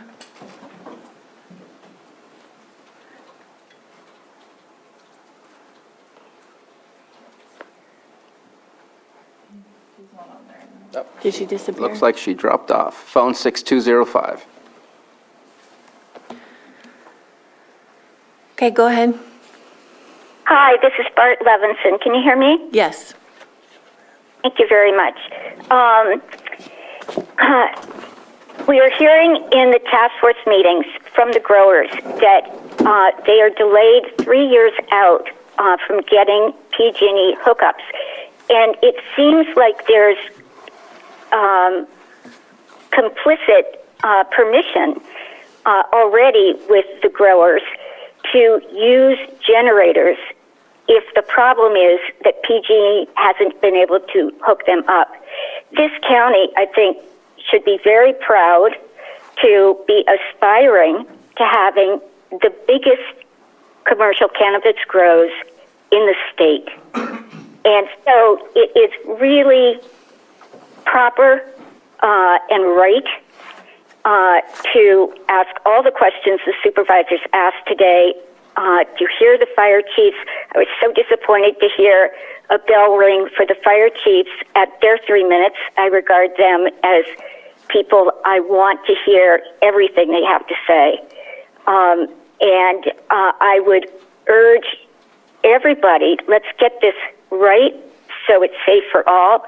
Valley Fire was started by one improperly used extension cord to a hot tub that took out 1,300 houses, 5 people died, 17,000 people were displaced. There are big stakes here for the whole county, but I think it can be done. Thank you. Aaron's back. Aaron McCarrick is no longer there. Oh, Just darn. disappeared again. And she's back. Okay, Aaron? Hey, Aaron McGarrick from Clear Lake, who cannot operate a phone. Just real quick actually Bart and Jen clarified kind of what I was getting at from my previous comment is the task force started in August and is finally bringing something before the board, which is important and diligent work. And Bart was saying how things are going to be opening up to the public, which is also true. So maybe having something where it is like doing a check-in either at the end of the year, like passing some stuff sooner rather than later, and having a check-in either at the end of the year or like a year from now, something along those lines. So thank you so much, board. Thanks so much, chair. Thanks. Okay, thank you. Now we've got everybody. Anyone There's else? Still a hand up. Another hand? Phone 6205. That's Bart. Okay. Bart, do you have another comment? No. Okay. Now we're finished. All right, we're going to close public input and bring it back to the board. And we have Supervisor Green? I don't know. I think he was first. Yes, thank you. We're going to make sausage here today. It's going to be great. Just want to clarify to the comment about storage of fuels and hazardous chemicals. That's already addressed in our ordinance to the best of my knowledge, and I'll look to staff to confirm that. But basically, state threshold levels of 55 gallons of liquid, 500 pounds of solid, or 200 cubic feet of compressed gas. So anything above that, you're going to have that additional, basically there's a prohibition in our ordinance, and if there is an exemption in there, you would have to do any additional reporting for those hazardous materials. So I'm confident that if we were to even talk about allowing generators, the fuel storage, I think, has been adequately addressed in our current ordinance. But what I'm going to suggest is that we don't go to the generator part, that we attempt to move forward, because I do share some of the frustration expressed by Ms. Smith. It's hard to bounce these ideas around and then bring it back and get feedback and then bounce them around ad nauseum. I do think there's a path forward on hoop houses, and I'm going to focus my comments on that. After also discussing the Supreme Court case you mentioned, the CEQA findings that are on this draft ordinance, I think, are correct. There's no claim that this ordinance, even in an abbreviated form, is not a project under CEQA, but it does outline that after initial environmental review, there is an available CEQA exemption or two that would apply without any further requirements for additional environmental review. My suggestion is going to be this, basically starting at the title of the draft ordinance, to take the first part of it, to amend Chapter 5 relating permitting exempt and temporary agricultural structures, and striking the other references in the title to amend Chapter 27 or Article 68. And the reason that title change would be appropriate is I think if I understood right, that there was consensus to not touch 6.24, to leave the current definition of ag exempt structures in place. That would be appropriate. We may want to revisit that at some future time. There may be some tweaks. We do want to take a look at that. I've heard everything from maximum square footage to minimum square footage, but whatever we do with that, we can discuss that at another time if there's interest in doing that. But if the consensus is we don't need to touch 6.24, then the suggestion would be to strike Section 1 from the draft ordinance. Section 2, temporary ag structures. Again, I did provide a modest red line to Director Turner, some clarifications in there, but focusing on Section 2 for hoop house. I did add, I am suggesting to add under subdivision M of 2 that plastic or shade cloth shall be removed and properly stored or disposed of at any time plants are not being cultivated. And that would be in addition to the existing language as proposed that hoop houses shall be removed when no longer being used for the defined allowable use. Section 3, pertaining to shipping containers for storage or dry shed, I would propose striking. Section 4, general purpose tent for storage or dry shed, I would propose striking. Section 3, again, if I understood the consensus right, should be stricken because we no longer want to amend that portion pertaining to ag exempt buildings. Section 4 on the page 8 of the draft ordinance would also be stricken because we had previously stricken the language, so we don't need to add those defined terms. And what would be left would be a much shorter ordinance that does create a path forward for hoop houses. I very much like the idea of posting a surety bond that is required under our hemp ordinance. It's a very reasonable requirement. I am also concerned about abandoned hoop houses. I'm concerned about live hoop houses that aren't maintained properly. Yes, they can save water use, but yes, they can also increase our landfill inputs quite a bit. And so there's no requirement in this draft ordinance that they actually have a use permit application or a building permit application on file for a permanent building. So I don't know that I view this as a bridge measure to whatever's next. I know there may be some perception in the industry, but I'm not even interested in knowing that permanent building application is out there. As it's written here, you get 2 60-day periods, and that's it. And I think the sunset that's built into here is adequate.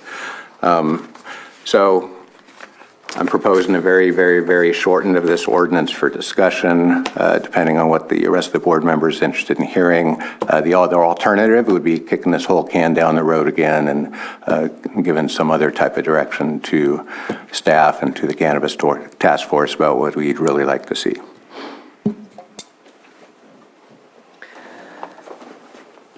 I don't know who is next over here. Go ahead. I'll be quick.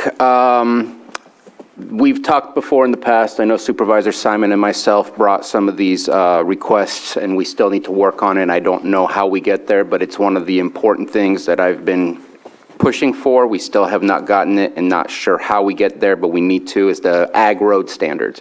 Because right now it falls under ag. Ag is exempt from 4290, 4291.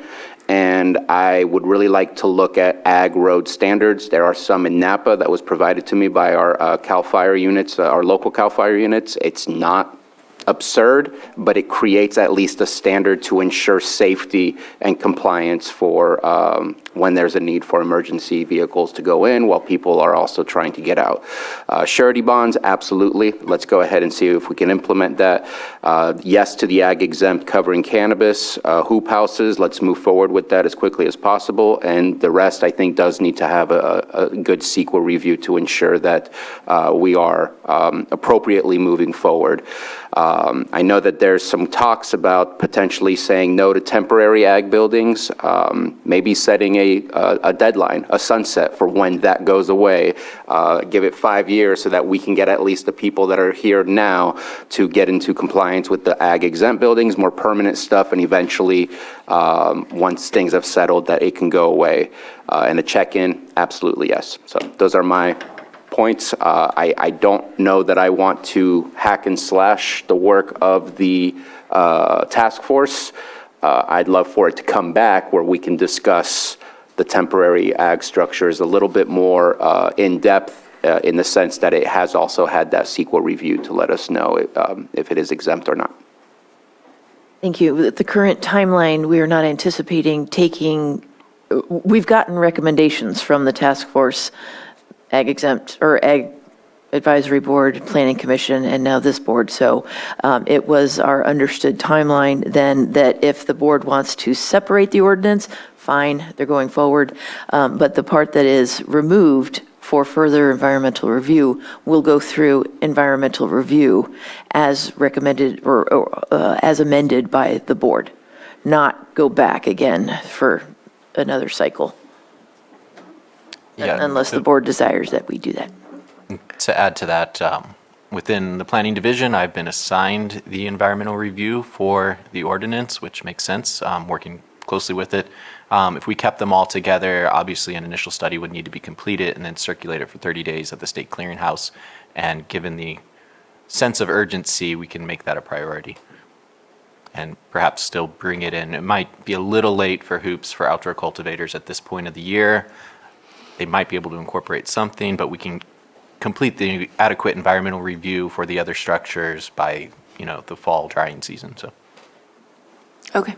Supervisor Crandall? Yes, I agree with Jennifer about, having more insight for the committee before you all conducted the work. My comments are brought forth by some folks from the public who attended the ad hoc committees who had many concerns that they feel were not heard or addressed, and that they also feel like the cannabis interest is commonly heard more. And I know when we implemented the task force in appointing representatives, I desired to choose some representatives that were commonly seen as opposed to cannabis. The same way we appointed the Fish and Wildlife Committee, we attempted to keep it evenly representative so that one interest wasn't overwhelming. So I hope to do that in the future, and it's nothing against the staff. It was our decision to appoint.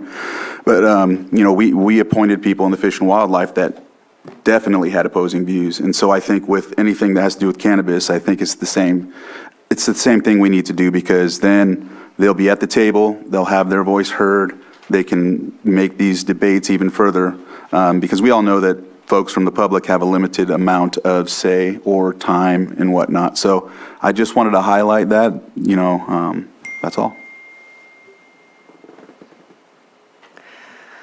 Okay, so do we have consensus to separate them and bring back hoop houses? Yes? Yeah. Okay. And then proceed with CEQA review? Okay. Is that the direction? Just to clarify, the CEQA review of the remaining portions, storage containers and tents, will vary quite a bit depending on the allowance or disallowance of generators. If there's any consensus we could reach today on the use of generators, even for temporary uses as outlined here, that would probably expedite their CEQA review. Or we could ask them to look at both alternatives if you want to take a fuller look at it. But I sense we may have a consensus that we would move away from generators at this point. If we could give that direction as we examine these other building types, that would be good. Additionally, the recommendations of the board, whether you're taking on or you're accepting all of the recommendations that were before you, or you're picking and choosing some, that clarity on that would be very helpful, because as we do environmental review, we have to have a very specific project description. And so the amendments to the ordinance should be very clear. Okay. I want to get to the point where we're not using generators, but I don't think that we're there yet. I think we still have some interim work to do. So I'm not in favor of that right now, but that's me. Supervisor Sabatier? I know that traditional ag, hopefully one day we won't have to separate, but traditional ag has access to generators. I know I had a discussion with Air Quality District for a vineyard in my district that had penalties coming, and they wanted to have a discussion, but they're available. What rules can just kind of be applied and utilized? Yeah, I'd love to get away from it, but we also have PSPS. We also have PG&E, who might be years in the making to get you electricity.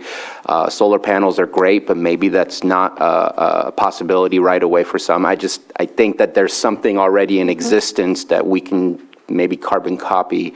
And as far as the CEQA process, I would leave that to staff to figure out the best way to move forward. I don't think any of us are CEQA experts here.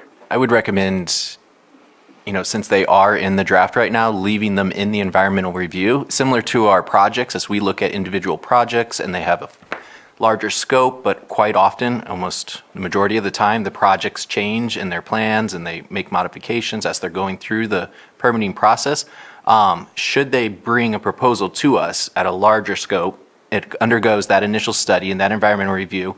And if they make changes that are lessening the environmental impact, taking certain factors out, especially in response to the review of the initial study, then it doesn't really derail the timeline. Whereas if we were to go forward without generators and then generators are identified to be needed to be factored in, we'd have to go back and redo it again. So going large and then taking aspects out keeps a smoother timeline, I guess. Okay.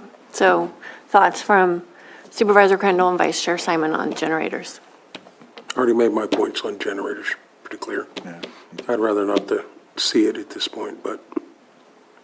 Yeah. I don't matter either way. So, I mean, we need. You got to make a consensus. decision. So it's my decision. Well, I agree with emergencies. I think that that's fine. And that's already listed, right? That's already the way it is. Yes. Yeah. For ag exempt structures, Right. yeah. I'm fine with that. Yeah. So you wanted to know if we want to bring it back? The extra detail is just helpful as we are doing the environmental review. So if I understand it as consensus that we not go with the draft ordinance time allowances for generators, but rather keep it standard with what we already have in existence, which is it's okay during a defined emergency. Right. That's what I have. And there were a couple of bullet points, if we can give indication. There was the recommendation, I think, from the Planning Commission, dirt surface only for foundation. So if we're going to look at those other temporary building types, is there consensus that concrete or asphaltic concrete foundations should not be allowed for temporary buildings? Soil's good? Yeah. Okay, so there seems to be consensus on that. There was a change from the draft ordinance circulated in the resolution of intent, and the recommendation is instead of 5% of total canopy for temporary structures, the recommendation is to allow up to 10% of total canopy for accessory structures.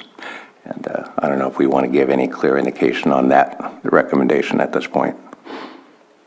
I'm good with moving Yeah, that's forward. fine. I don't know how I feel about it, but we have more conversations to have. This is not the final decision, but I think let's move forward with the 10. I also have visions of way too much going on at 10%, but again, I'm happy to move forward and bring that back when it's in full ordinance. And last thing might be the 100-foot setback has been recommended. That's an increase for what's in the draft ordinance. I certainly support that. Works for me. So yes on the 10 and yes on the 100, Yes on the dirt. and yes on the dirt. If I'm missing anything else you need clarification on, Director. Thank you. The recommendation regarding exemption of temporary hoops for cultivation if they met the criteria in the ordinance. Is there support for that? What's the rules and regulation for traditional ag? They have hoop houses. What's their process? Do we get anybody else applying with hoop houses? I don't recall seeing We those. took the recommendations from the chief building official, who applied his knowledge of traditional ag, especially from Napa County, where he came from. So Can we ensure that it just matches the same process for someone else growing some other plant? If there's no mechanical or electrical going on in there, I just don't see why we would have two separate regulations for hoops. That complicates things more than it should. Yes, with the caveat that if what we were intending or what we were envisioning would be that they would get the building permit and the demolition permit at the same time. So that's that system that we had planned to make sure that they're getting removed in a timely manner. So if they're exempt from the building permit, if they meet the criteria, then that's one thing, but we would still recommend the demolition permit be kept. And at one point, we could look at doing that for normal ag as well, because I'm sure cannabis is not the only one leaving out hoop houses. So it would be nice to have a conversation where it doesn't feel like we can't move the elephant in the room. I did want to offer one more thing that wasn't in her talking list, and I did share this with you, and that's the idea of when we get ready to remove these structures, whenever they're required to be removed, that we create a self-certification process by which our permittees can provide a form and some photographic evidence and all that. I know we're getting better on inspections, but the idea that we're going to hold people's feet to the fire, that they're going to get them out of there immediately after the permit expires. It'd be nice to create a vehicle for them to give you early warning that that's actually happened, and then if you do need to do a site visit, you're going to be informed by that. We had a self-certification program in the early days of cannabis under Article 72, and that idea could have some merit. I'm just throwing it on staff, so if they disagree with that, they can say so now, but I'm wondering if there'd be some consensus to give them some flexibility on that. if there is consensus of the board, we will. No. I think that was something that was positive to walk away from. We don't ask code enforcement, hey, just send us pictures and tell us that you have a clean place. We got to go back and inspect it. And I think it's the same basic compliance that we have to be the ones to make the final decision. And again, check in, yes, to see how this all works out. So there are a number of recommendations that we have not really discussed. It would be helpful if the board indicated if they support them without discussion, or if we don't include them unless they're specifically voted on by the board. If I could just go through a couple. A few of that are non-substantive, just changing titles on the sections. Good.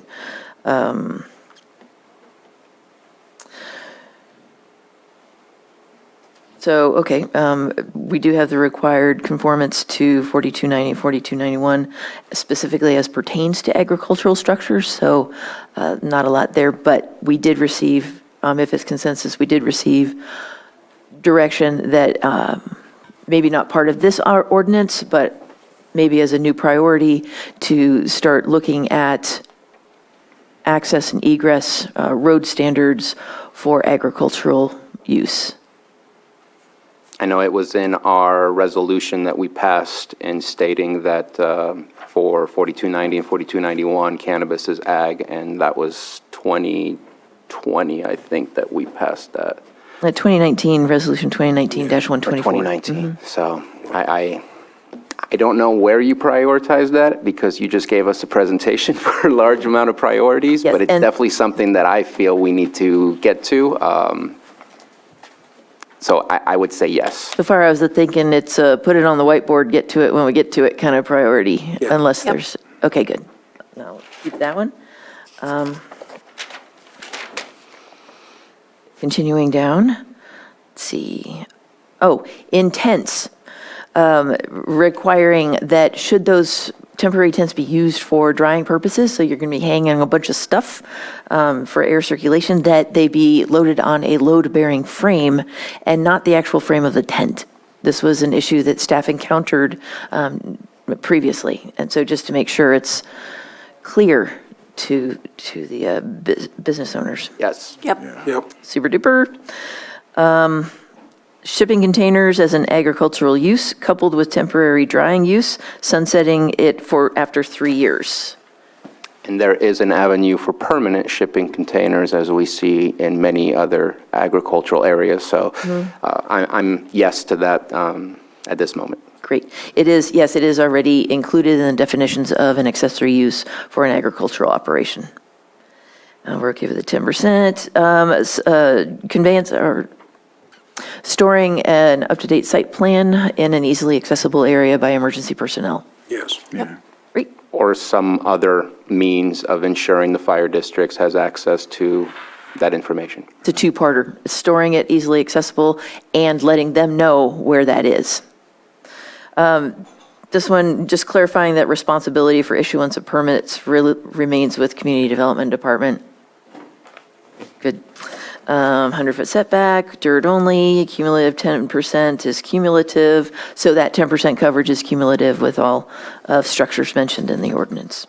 Great. And citations, heard an against a citation. We can go on a very conservative method, referring to definitions or things like that where appropriate. We can give it a shot and see how the board feels when we bring it back. What about those membrane definitions from the building code? Maybe we can take a look at that when you bring it back too. Membrane definitions, building code? Yeah. I see nods. Sure. Sure, okay, yeah, definitely. Supervisors Wattier. And just to say, whether you reference specific code or you write in specific code, when changes occur, then we're going to have to make sure to update no matter what we do, whether it's a reference or a carbon copy onto the code. I would prefer the reference to a carbon copy just because the code section may be the same, but it changes within that code when there's an amendment, and so I prefer references. That's one of the nice things about the reference or the citation, is that it updates automatically. And I think that's all I have. Andrew, anything else? And then there was another. Nope. Oh, and then. Oh, yeah. One more thing. Then also as a put on the whiteboard to get done sometime in the future, talk to fire folks and take a look at other jurisdictions to sort of flesh out the definition of commensurate in specifics to what is the reasonable amount of agricultural accessory square footage for structures. That it sounds like since the exempt agricultural structure code in Chapter 5 does allow for the community development director to substantiate that the use and including the size is commensurate with the ongoing existing commercial agricultural activity. It seems as though if the board is a little uncomfortable thinking that we could get 20,000 square feet of buildings or something like that, something so huge, that maybe we could flesh out the definition of commensurate, which would still enable some discretion for the director regarding use and location, but add additional clarity on what would be commensurate, so that future directors who aren't sitting right before you today would have some idea on the board's will regarding that proportion. I'm okay with that, but my personal opinion is it doesn't have to be a priority in comparison to finishing some of the things that are on the checklist. It's a slap it on the whiteboard. It's on the priority, whiteboard. Yeah. I did have a question. There was something in the draft language that if they wanted to go over that 5 or 10%, it was just with approval of CDD and the Ag Commissioner. I wonder if there was an increase over that, if it should trigger something else, like Planning Commission review, or maybe if it's over that, they've just gone beyond a temporary structure and gone into some other type of building permit. So this would be used for permanent agricultural exempt structures, but we could definitely throw that into the conversation going forward when we did finally launch that review. Okay. So when did you want to come back for the first part of this? Next week, Next week? Okay. 9:30, if it's okay with Johanna. Is that okay? Yeah? Okay. Thanks. Thank you. Are we going to have to renotice? No, we need a motion to continue it to the date and time. But it would count as a first reading, since you don't have it to do the first reading today. Today was just to gain all the direction from the board. So we're going to, or if the board makes a motion, we would continue the public hearing that was noticed for today to next week at 9:30. So moved. Second. All in favor? Aye. Opposed? Okay, motion passes, and we're going to take a break. We're going to come back at 11:20. Thank you. All right, welcome back. We're going to go on to 5.1, adopt resolution amending resolution number 2022-119, establishing a position allocation for fiscal year 2022-2023, budget unit number 2111, administrative office for chief public defender, and authorize the chair to sign. This is brought to us by admin. Yes, except Bruno pulled it. I didn't know if he wanted to make a correct, statement right. first. So my reason for pulling this is a couple of different directions. One, I think we need to speak publicly about these changes. We obviously had a report that was made public, and I think it's important for us to share with the public all of the changes and all the steps that we're taking rather than just going through the consent agenda. My second question was about the budget unit. Obviously, it looks like it's in the $120,000 range based on the salary scale that was provided. And just curious where the intention of the funding comes from, and especially for continuous years to come. And is this starting in 23-24 only, or are we starting to recruit ASAP and starting in June potentially? And then my final comment was related to this, but not exactly, was just a quick question of have we restarted the committee of oversight for the public defender? I'll start that one. We have not started it. We received 2 applications. We were hoping once we have the work plan, which we hope to develop and have presented to the board on next steps in May, and then we'll convene the group, and then we'll move forward from there. It's a general fund item. It's a general fund division of admin, and it's something that we need to do. And we'll look at efficiencies in delivery of service. Again, that will be part of the work plan that we'll bring forward. And again, this will come back before the board during our budget meetings in June. But I wanted to get started just in case there was an opportunity to, fly this and then get started before the next fiscal year. But I'm just preparing in the event that we can and could. But I don't know yet until I look at the work plan and get guidance from the board. Okay. I'll leave it at that for now. Okay. Did you have something? Yeah, just so we need a work plan as reference. So this is kind of a chicken and egg thing. But just to signal to the public, it sounds like we're committed to establishing a public defender's office. And the first baby step toward that is this item today that would create the funded position of the chief public defender, or the one and only public defender, until we get a work plan and some other things in there. So is it fair to signal to the public, and those assembled here, including our current defense attorneys, that that's where we're headed? If we approve this today, we're actually going to create a public defender's office and figure out how to populate it and figure out how that's going to align with our other partners in the defense bar. No, I don't think I can make that statement yet. I think this is the first step in actually reviewing and moving forward to the possibility of a public defender office. But until we start operating and get this person retained to actually do the analysis and further develop the work plan and adjust it as needed, I don't think I don't feel comfortable making that statement, because again, this hasn't come before the board during the budget process, and nor have you seen the work plan that we're developing to bring back to the board. Then if we're not to that step, I guess my question would be, why are we creating a budgeted position rather than flying an RFP, similar to like something else we're here today for something else, that would develop that work plan, make recommendations, not just to hire the chief public defender, but any support staff that would go with that, the full Monty version of a public defender plan versus, it is. I get that we're probably going to land on the idea that we're going to have a fully staffed public defender's office. But if we're not committing to it with this action, it kind of seems like we are.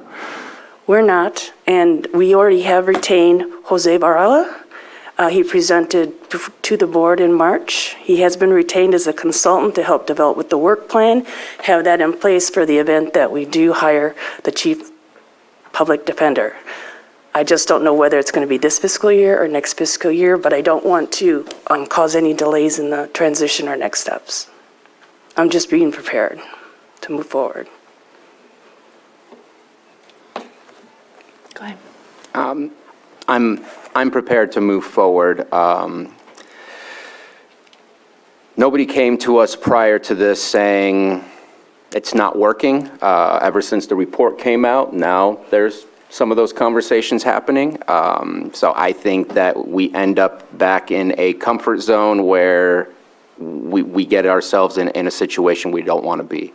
I would prefer to have something a little closer to us, which I think that this chief public defender would provide.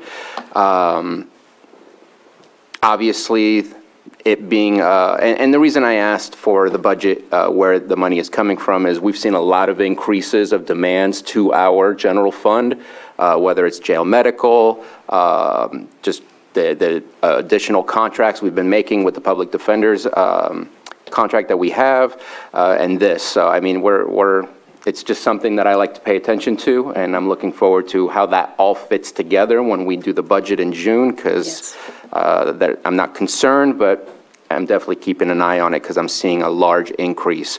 I will say that I get it that we need to have people in the seats for the committee, But with the report we received, I'd love to at least start getting reports, and maybe we need to have a certain report function that used to occur in the committee that could be provided to us, because I feel like I'm not doing my job, knowing that we highlighted a problem, and I'm still in the dark as to exactly what are the numbers, what are the data points, how are people being served appropriately or inappropriately that are going through this system.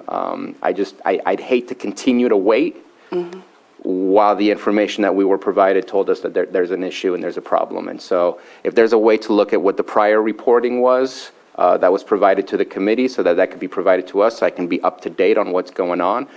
Maybe we don't have that committee, but at least I can speak with the admin office. I can speak with others about it as we go forward.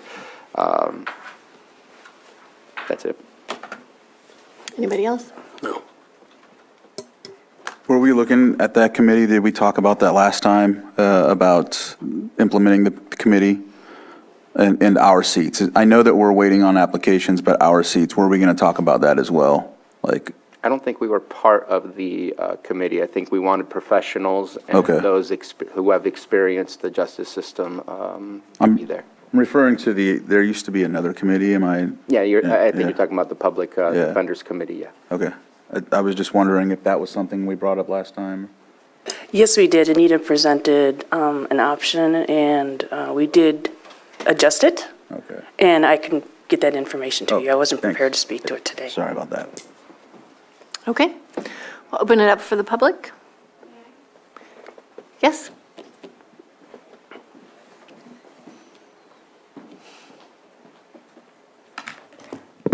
Good morning. My name is Andrea Sullivan, and I am the co-administrator for Lake Indigent Defense. With regard to the new position, I am hopeful. You are going to start to see as we move towards a public defender's office, we call it a statutory office, a increase in overall cost. That is one small step. I would expect that the current contract price would increase at least 40%, and that would be conservative. And that would just be covering one layer of conflict. There would still need to be additional funding for conflict counsel. I can also report to the board that I have met with Jose Varela, the person that I expect will not be the chief public defender. Mr. Varela and the county are kind of working together to create that position. We met on Zoom for about 90 minutes. It's my understanding he's on vacation right now, so we haven't talked super recently, but we did talk at length. Envisioning a transformation from the current system to the next iteration, he and I estimated about 12 months. Currently, to make that transition, because we still need to actively represent clients now. Our contract is only good for about another 60 days. We need to actively recruit new attorneys. We're in the process of hiring or giving contracts to new people, and we can only promise them 60 days of work. That's not a recipe for stability for our public defender system. We are ready, willing, and able to talk to the county at whatever time is available for them. We've been trying to do weekly meetings. It hasn't been that productive. For instance, we didn't really discuss anything substantive last week at our standing meeting, and then we get notice that there's this line item for the board and have no background or information as we're trying to continue our direct service delivery.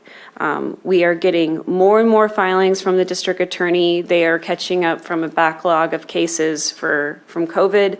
For your board's information, they have 3 years to file on felony cases. So there was about an 18 to 24 month period where filings were down, and now they're ramping up. By law, the district attorney is fully able to do that, and we aren't able to be fully staffed. So anything that we could do to make the transition, we're completely willing to cooperate. Like I said, I immediately made contact with Mr. Varela, started talking about succession planning and et cetera, but we can't continue unless we have an extension. Thank you. Thank you for sharing your concerns, Andrea. Is there anyone else in the chambers that would like to speak?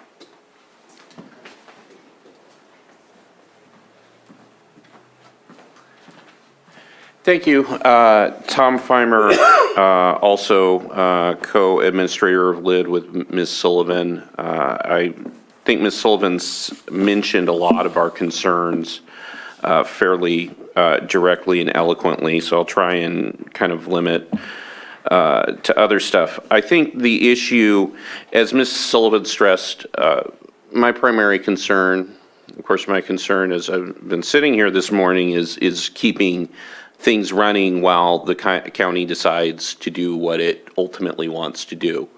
The sort of need for our services does not pause for people to make deliberations. It's ongoing. And so that's really my primary concern. I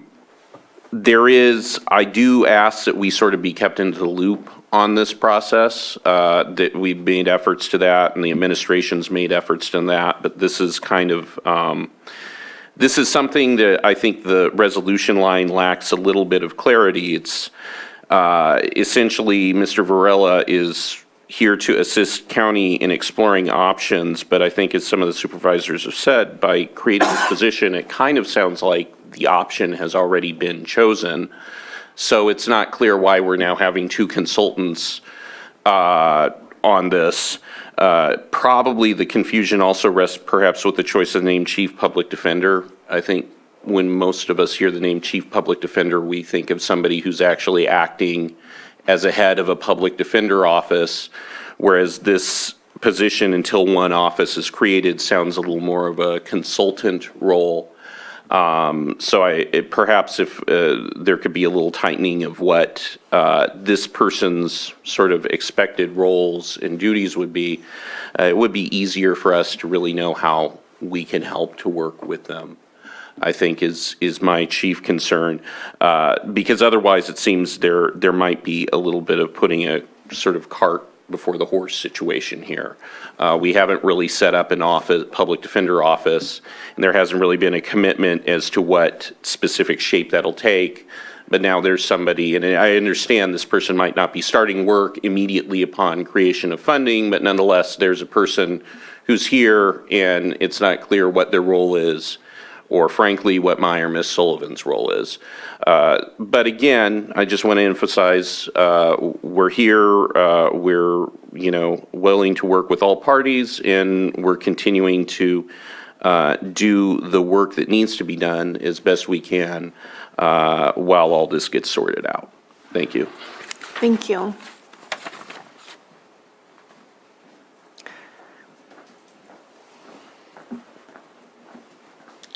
Good morning, Rob Brown. So before you start my time, I just have a couple of suggestions for, this is a very controversial, it may not seem that way, but to have it on as a non-time, or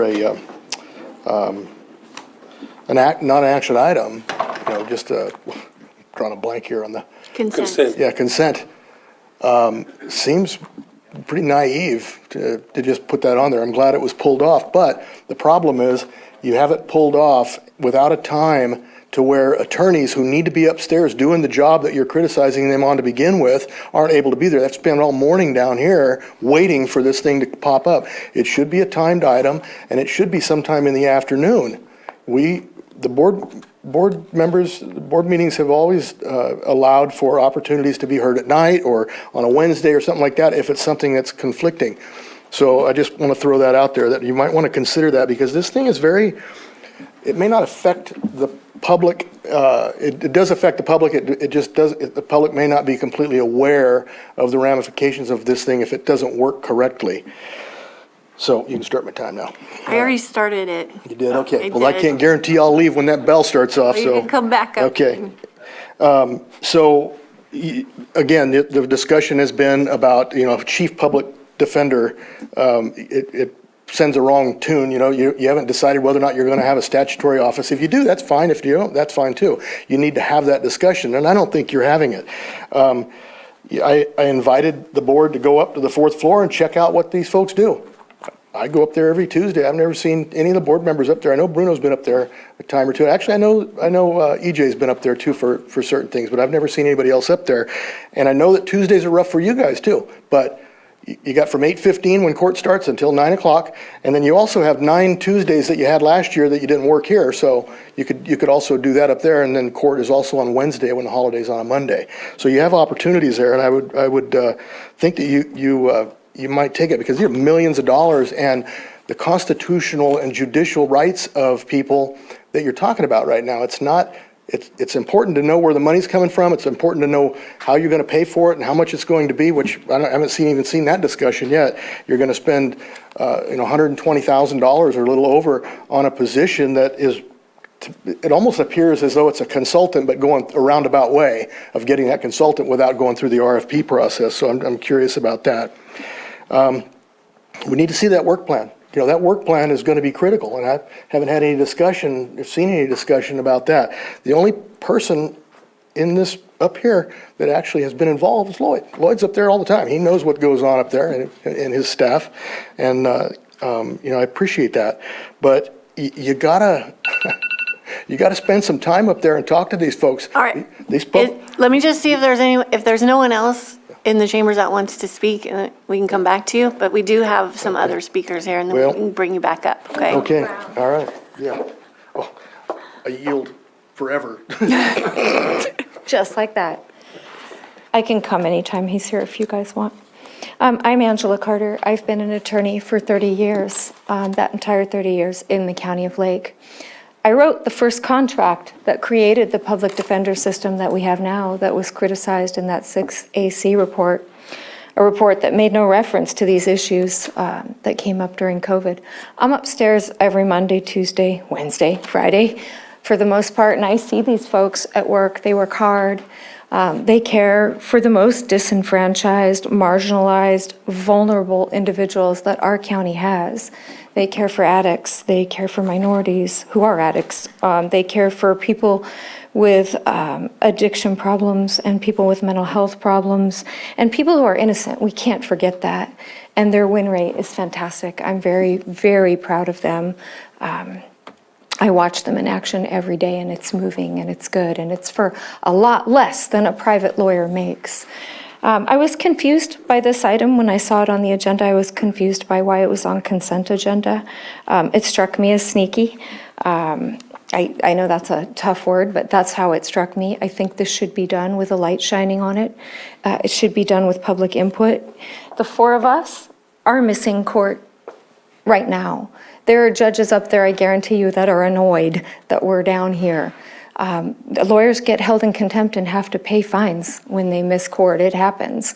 I would really encourage you, put these public defender matters on at a time specific, on as a timed agenda item where attorneys, not just attorneys, but judicial representatives, court clerks, the disenfranchised, accused of crimes, those people who are all upstairs right now can come down and listen, if not speak. I don't like how this is happening. I don't like it to be consent agenda, and I don't like it to be Tuesday mornings when we can't necessarily be here. I heard the gentleman who is the current paid consultant say you should start with a resolution. I have not seen a resolution. I'd like to see one that talks about doing this process in a knowledgeable, transparent way with a commitment to indigent people charged with crime. That's what I would like to see as a starting point. I feel like you have an item here where you're hiring a dictator for a country that doesn't exist, or electing a president for a country that doesn't exist. This is backwards. And I think if you had input and you had all the attorneys up there could come down here, they would tell you that. This is a backwards way of going about this. Your public defender's office, by my estimation, and I looked into this when I had this contract, and this was back then, is a $3 to $5 million operation. You need to compare, look at Mendocino's budget. They're our nearest neighbor. We have similar types of crimes. Please do that before throwing away taxpayer money. So that's the time, but I have a question. When is the best time if we're to time these items? In the afternoon? Yeah, like After 1 afternoon. o'clock, after 2 o'clock? And- 2 o'clock? Well, if it is specifically timed, and there have been, Tom knows this, there have been times before we went to the judges and said, look, we have this item in front of the board, we need to be there. And the judges were kind enough to suspend court for a little while. They can't do that last minute on a consent agenda item that was pulled. Okay. Does that work for us going forward? Okay. Thank you. Thank you. You want to come up? If you're going to do that, Madam Chair, if you're going to do that, do it well in advance, because these court dates are actually set, well in advance. And so if you were to say, Okay, if you're going to say that much, you better come up to the microphone so that we can, I don't know, 6 weeks is a long time. But yeah. Thomas Quinn, felony public defender in Lake County. We have courts on Monday. Monday's a regular calendar, so you're not in session here. You can come up there. But I want to echo what Ms. Carter said. I used to work for the Mendocino County Public Defender well over 20 years ago, but I looked up at their budget, and it's substantial. I mean, for one thing, you're going to have to start paying CalPERS, start paying people retirement. That's just going to increase the costs, and there's going to be overhead costs for building and so forth, and more clerical staff. They're a county that's approximately 30% larger than ours, and they have a combined budget of over $4 million, over $3 million for the public defender, then over $1 million for the alternate defender. So it's, I think, $4.1 million there in Mendocino County. So I think it's a fair bet it's going to be over $3 million here in Lake County. So that's, I concur with Rob. I think maybe people are a little naive here. I think it would be great, if the county was going to make that commitment, but I don't know that everyone is really cognizant of what those costs are, and they should kind of be aware of that before we embark down this road. Thank you. Thank you. Do you want to come up, Joan?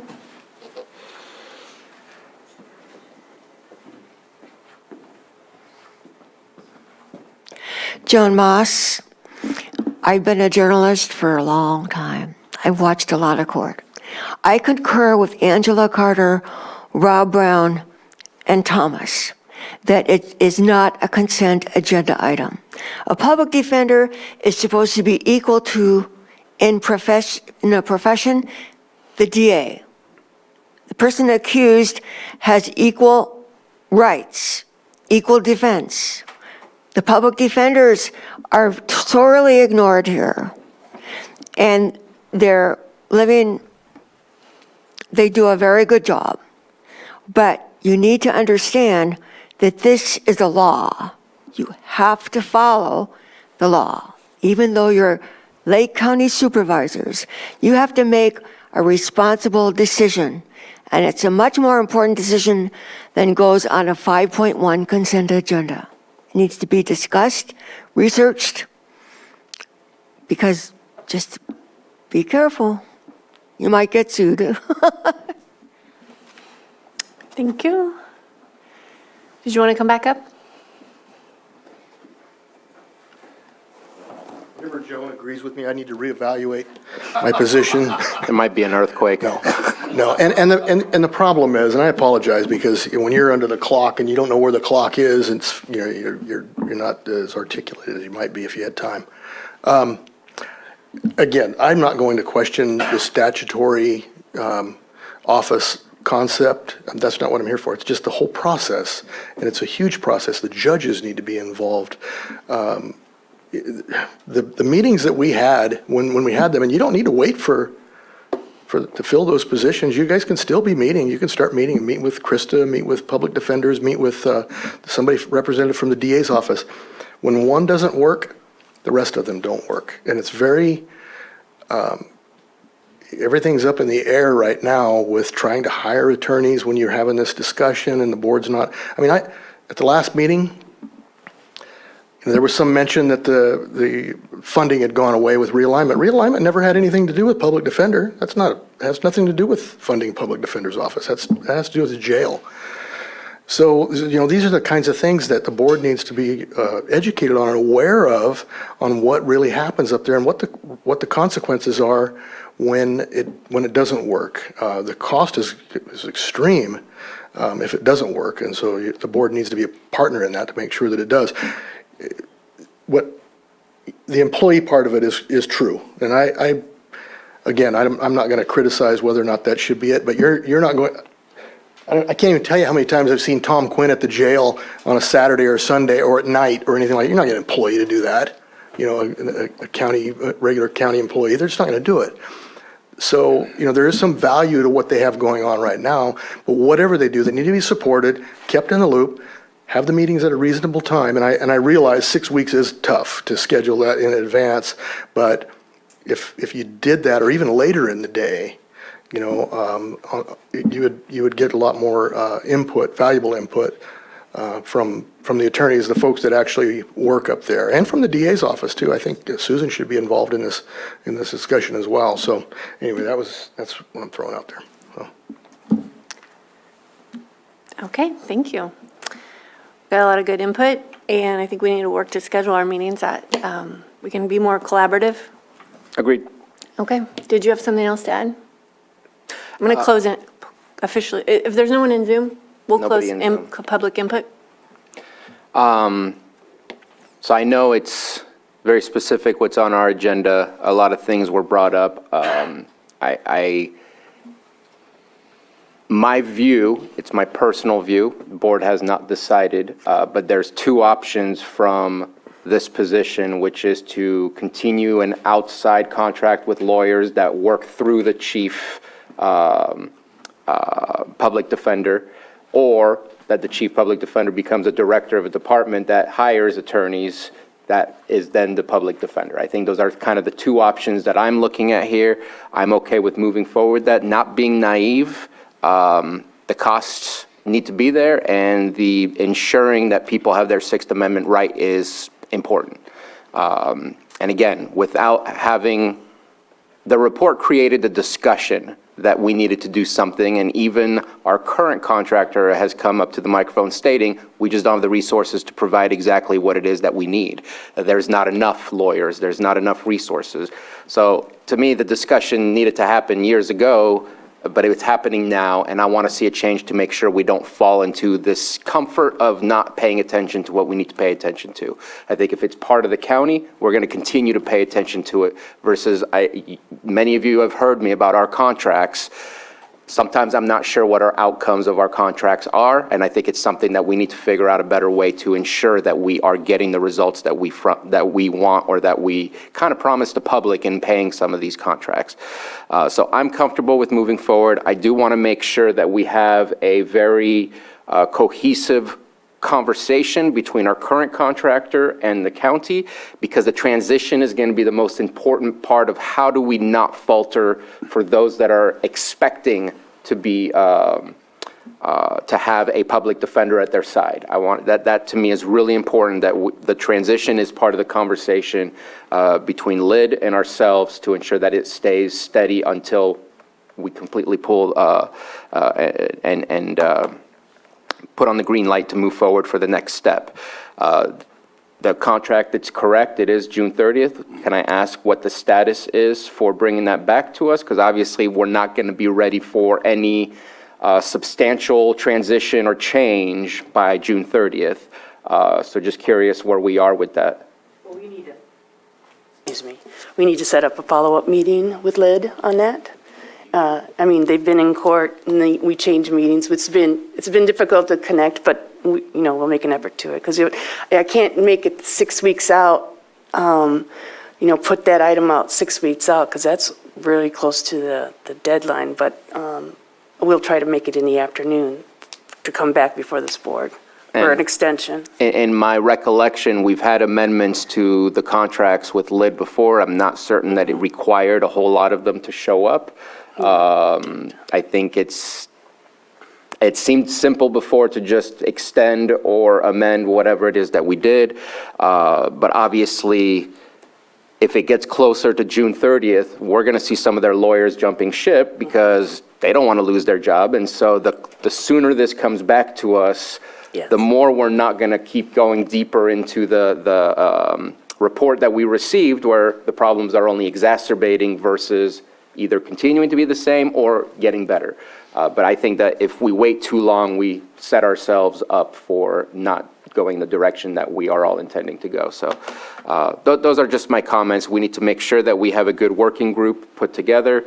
I'd love to get that report so that we can pay attention ourselves rather than keep waiting and keep waiting and keep waiting with no information. And I want to see that contract coming back to us ASAP. Yeah, it does need to come back. Yeah, okay. Anyone else? No, in complete agreements with the contract, getting back here as soon as we can and, moving forward. Yeah, complicated conversation, but I think, as we said, if it's inclusive, I think we're going to be all right moving forward. So appreciate the comments today and heard them. So hopefully we can work through that as a board. The ultimate deal here is to make sure that those folks need that representation up there that get it, especially our most needy, because we all know, especially coming from the tribal community, if you just look at the history here in Lake County, got plenty of family members that have got long terms here. So we need to make sure that all underrepresented get the same, representation in those courts. So it's very important. Supervisor Green? Yeah. Just want to acknowledge many of the comments made today, and definitely the contract needs to get back for, and involving the courts. It's difficult. Afternoons are better, but unless court's out of session, it'd be hard to get all the bench down here. So I'd also be open the idea of a special meeting with our bar and our bench, because this is important, and I think it is fair to infer, although not presented as such, that if we move forward with this position, it signals that we are definitely moving in the direction of establishing a public defender's office. And I don't know that that's a bad thing to signal, because I definitely think that's the direction we need to be moving in. The actual scope of work of this position, if hired, may very well be consultant du jour for about the first 6 months. No? I'm getting a shaking head. Anyway, I want to support this. I think we do need to get boots on the ground, and that point person, whatever evolves out of this, is going to be able to interface with our existing defense bar and the other legal community and come up with those best ideas. So, baby steps. This is a big step, but it's still a baby step. So I'm going to support it on that basis. Okay. Did you have something? Yeah. Wanted to ask, is this need to happen immediately, or can we push it to a later date, like next week, and have it at like 2 or something of the like? Or is this something that just needs to happen like immediately? Well, I'd like to move forward on this and then start on the contract and meeting with them and then working on the work plan. Okay. I was just asking. Yeah, so. I would like to move forward. Should we open public input again? I just a real quick question. Is there a job description? Because I'm not aware of ever a position being created without a job description. There certainly wasn't one in the agenda. It was just a resolution. It was the only thing that was available to the public. Yeah, this was just for the allocation. We did bench a job description. It has gone between ourselves and the county council. I received final form yesterday, but it just wasn't included to the Chief public, Public so I Defender. wasn't sure. Okay. Okay. Action? Oh, did you have something? No, I'll do it. If there's nothing further, Madam Chair, I move we adopt the resolution. Oh, I'm sorry, I offer the resolution. Supervisor Simon? Yes. Supervisor Sabatier? Aye. Supervisor Crandall? Yes. Supervisor Green? Aye. And Supervisor Pyska? Yes. Okay. Thank you. And thank you all for taking your time today to join us. Your input's been really valuable. So we have, it's just about noon right now. We have 2 open session items and 2 closed session items. Do we want to take that after lunch? I would like to take up what the fire chiefs have been waiting for. Yeah, how long do we, well, I don't know how long. Even if we go to 12:30, that's all right. Okay, all right, That's my thoughts on it. perfect. I agree. lunch if you're going to buy us lunch. We can still buy you lunch at lunch. Yeah, we can still have lunch together. Okay, so then this item is our, 7.6. Consideration of contract with Endpoint EMS Consulting LLC to assess the interfacility transfer, IFT, and local emergency medical service agency LIMSA services in the amount of $150,000 for the term of April 3rd, 2023 through December 25th, 2023, and authorize the chair to sign. And this is brought to us by Health Services. Good morning, board, and hello, community. So we did a thorough second RFP process for our health services, IFT, and LIMSA organizational structuring. Over the past year and some change since I've been here, it's clear to me that there's a need to get a general understanding of where we are, so where we can go. Bruno, you highlighted something important to me, and it's getting the reports, ensuring that we're not left behind, getting the data. So our inter-facility transfer system needs to be assessed. Endpoint has a record of EMS development, and they have a special niche in public health.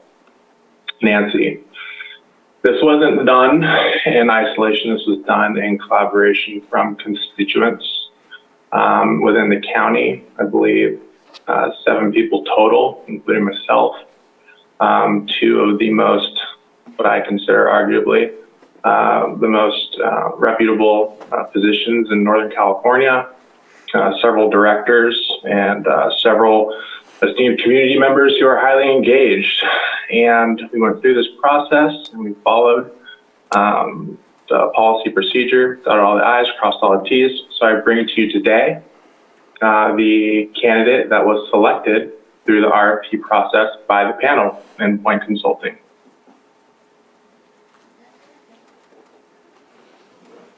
Okay. Supervisor Sabatier. Thank you.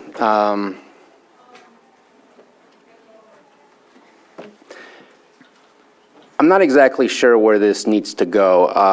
At this moment in time, I'm definitely not looking to move forward and say yes. I don't know if this needs to restart the RFP process or just a no vote, but there's some very significant confusion in the RFP process.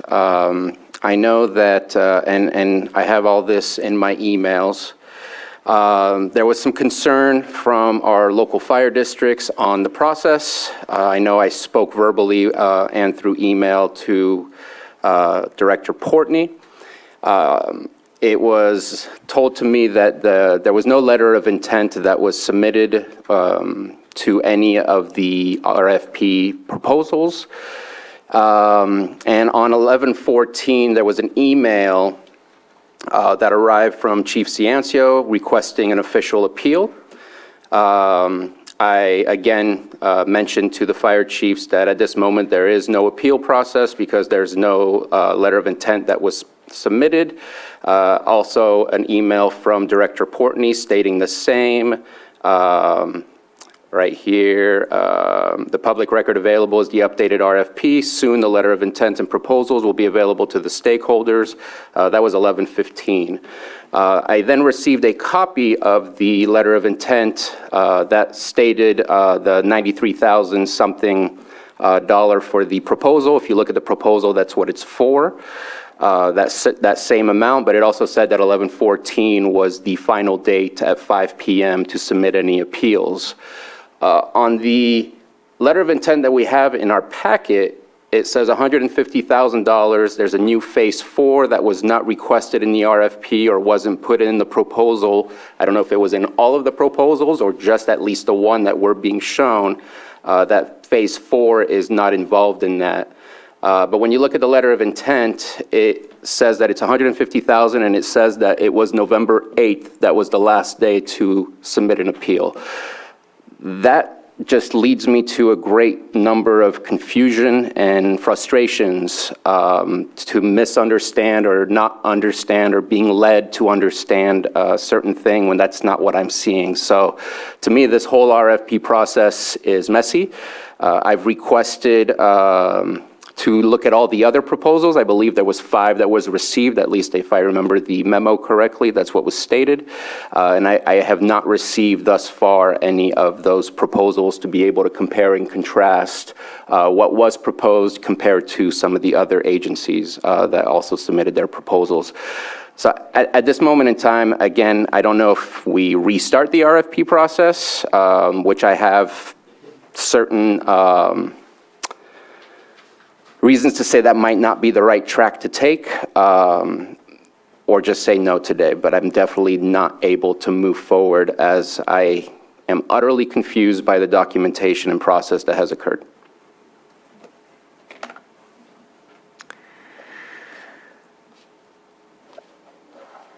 So I have a question on where the $150,000 came from when we've got $93,500 in this proposal.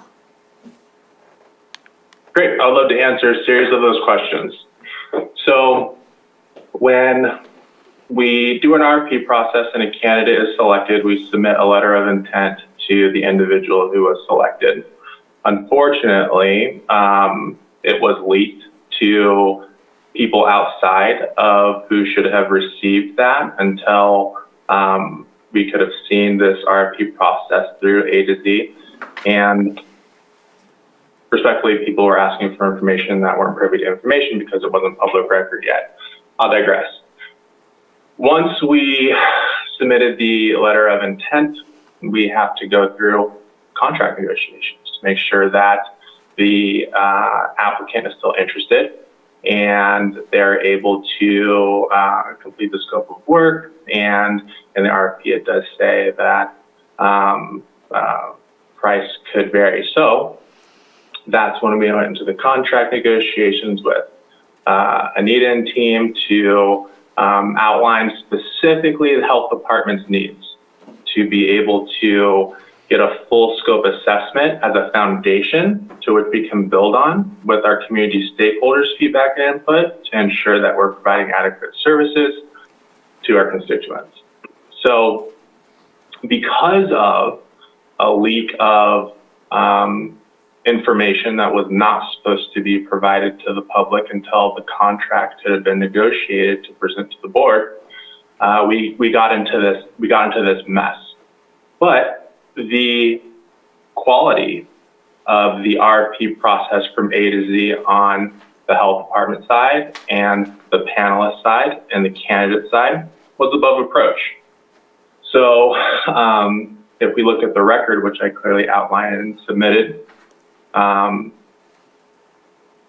there is no hiccups or barriers.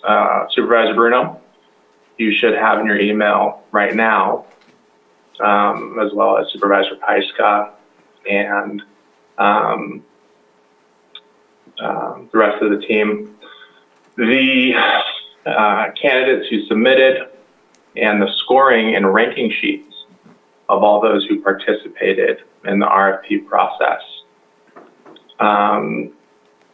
And the reason why I'm bringing this to you today rather than several months ago is because there was an investigation that needed to take place to ensure that this process was followed.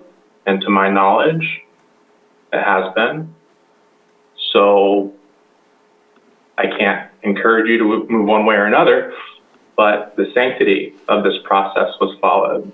And again, this is a baseline for the health department to build on, to be able to engage our stakeholders and partners to meet the IFT need. So this is just the baseline in which we can build. So I would encourage it. And the contract amount? Rounded out to $150K total after contract negotiations, which were then signed by Anita and sent back to the contractor for consideration. Where's that documentation? Because what we're seeing is the 93,500. It should be in your not to exceed 150, and it should be in the board agenda item.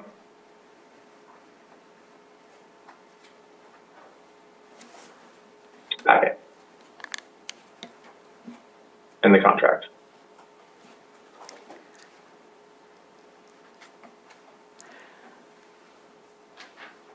I don't understand how we go from 93,500 to not to exceed 150,000. If there's change orders, then we would approve them, or overages, we would approve them, but that's a pretty big amount to just round up.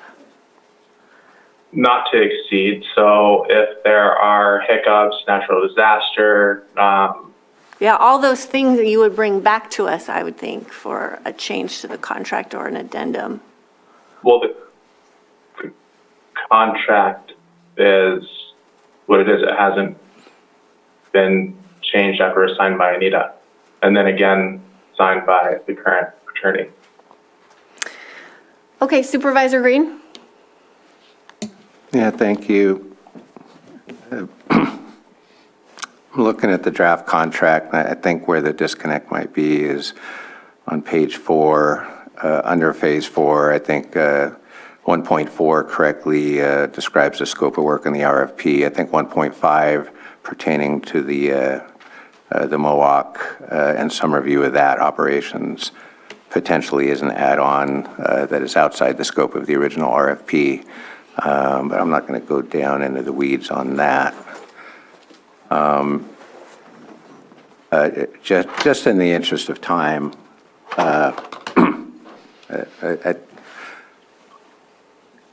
we can loop in County Council or CAO Parker at some appropriate time. But I think it's fair to say there were procedural irregularities in the letting of this RFP, not, certainly not on purpose, not blaming anybody, not pointing any fingers. To Supervisor Sabatier's question about it, whether we should just bring it back and take another bite at the apple or just let it go. I'm definitely of the opinion taking another bite at the apple. But this RFP, I think, has had procedural irregularities, including at least one Public Records Act request that was not timely fulfilled, which made it difficult for people in the public to analyze what's going on. Yes, I belatedly got those other proposals today, but that doesn't really open up any public confidence that we've done our due diligence and that our RFP process has been done with full transparency. And I just want to do that to save time. I know there's been talk of an appeal and stuff like that. I don't think we're reaching that today. And I don't think we need to dive into questions of standing or something like that. I just think based on the available record, we failed in providing a fully transparent and compliant RFP process, and so can't support it moving forward today, but very interested in looking at the glass being half full, looking at what the goal was of the RFP, taking a look at those hard issues, which are hard issues, IFT and LEMSA.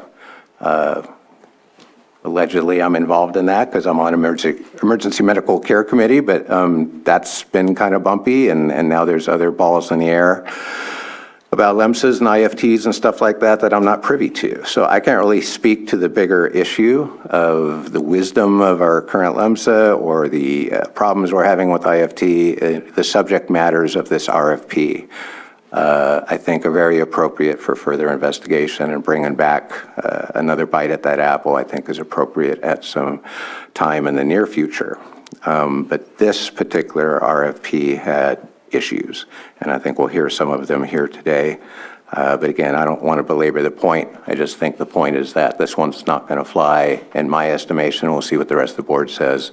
But that doesn't negate the need to continue to plumb and try to get some forward progress on these issues. Yeah, and I would just like to add a context, because of a breach in our data internally within the county, it did create quite an issue. Again, I must express that the validity and the process was followed. I can't control who shares documents outside of confidential documents outside of the department, but those individuals were held accountable for those actions. But the process of our RFP and this need for the health department was fluid. And so when documents are shared before they are made public record, before contract negotiations can be done, before other candidates are made aware, right? That creates a problem. So once the contract was signed, as it is now, as it has been, that's when a 7-day period opens up for everyone to review the candidates, review the contract, review the scoring sheets, and then give their opinion, not when an inside leak happens, someone hypothetically says someone is chosen, and then people start coming to me asking for records. I can't give that information, especially when they're confidential. That way, I protected the sanctity of this process to get us to where we are today. Supervisor Sabatier? So I wholly disagree with that whole last part. It says by the date of the letter of intent, and the letter of intent said that the last date was the 14th. I have another one that says the 8th. So this process is not that process. That process was during the letter of intent. And I think that hold on, I'm still speaking. And I think that for any RFP, yes, there should be negotiated terms because you want to work with the consultant and maybe add or take away things depending on their strengths and weaknesses or anything new that may have came up. But to increase it by more than 50% at that point, my opinion is of the direction, start over and redo the RFP, because maybe you would have found a different agency to be more fulfilling for the additional work that you're requesting to be done. The RFP process is to ensure equity, to ensure transparency, and when there's an increase of more than 50% negotiated with one specific agency rather than all of the above that would submit a proposal, I think that defies the purpose of the RFP. So again, today I'm planning to just say no. Yeah, so the rebuttal is for the candidates. It's not for a resident who shouldn't have information on this process. The rebuttal and Director Portney, I get that, but the dates and the comments and even your comment now of when that appeal process appears seems to be all over the place, which again increases my confusion of this process versus solidifies what the process was. I guess maybe we could backtrack. Should I have attached the RFP process for clarity? I mean, I can't express more how it wasn't. I mean, I have an outline here that I'm looking at that it was bullet pointed, date, time, followed strategically. I can't help that documentation is leaked, and I can't share certain information with external candidates not involved in the process. So I followed it, but it seems like this process is being penalized because I followed the rules of the RFP process. Okay, Supervisor Green? Yeah, and again, this is not going to be a debate here. I understand the concerns about what an appellant might have, another bidder might have on this, and whatever leak happened that you're referencing may have complicated that. But there's another part of this proposal that after the bids are open, those responses basically do become public record unless the bidder has pre-marked some proprietary information that's not disclosable. There was a public records request, in fact, if it wasn't titled as such. People of the general public do have a right to be taking a look at those documents, even if they're not bidders, even if they don't have a direct financial interest. They may not have the ability to mount an appeal with any standing, but they have a right to look at it. And so whatever other hiccup in the process, and whether it's defensible or not, that part of the process was clearly not followed. And that deficiency in and of itself is concerning enough that, I'm just saying, we don't get to pick and choose which parts of this process we follow. And if one part of this process was not followed, as appears clear to me, and again, we can reach out to county council at some appropriate time, then we don't have much to talk about. We either followed the process to the letter or we did not. And by my estimation, we did not. And by at least one of their supervisors' estimation, we did not. And it doesn't really spend a lot of time going into which bullet points we didn't hit. We just didn't hit all of our targets on that. People can't ask me for record once it's for the county. You have to go through a public records request. So I can't give a random resident internal information because it's confidential information. So if anyone wants to go to the county to do a public records request, by all means.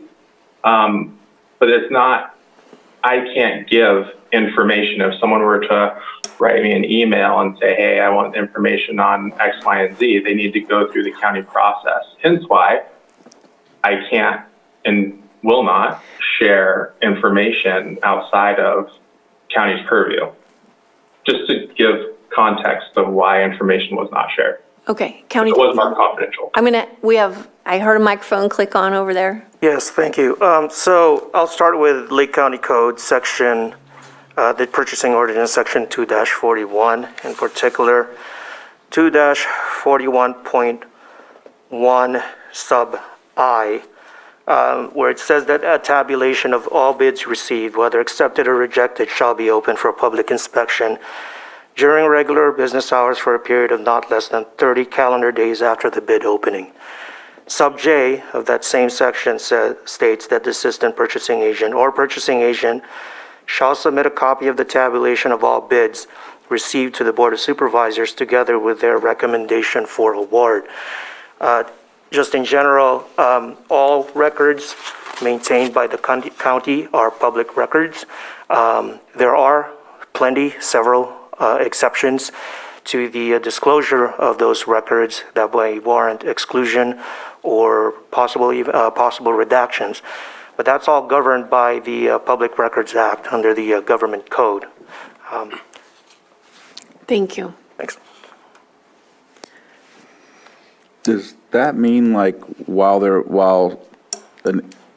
director or agency is in the process, it could still be viewed, or does that just didn't? It would be at least 30 calendar days after the bid opening. The tabulation of all bids received shall be open for public inspection. So there is a 30-day period, after the bids are open, under the county's purchasing ordinance for formal and sealed bids. Okay, thank you. All right, I'm going to open it up for public comment. I know we have some people in the room.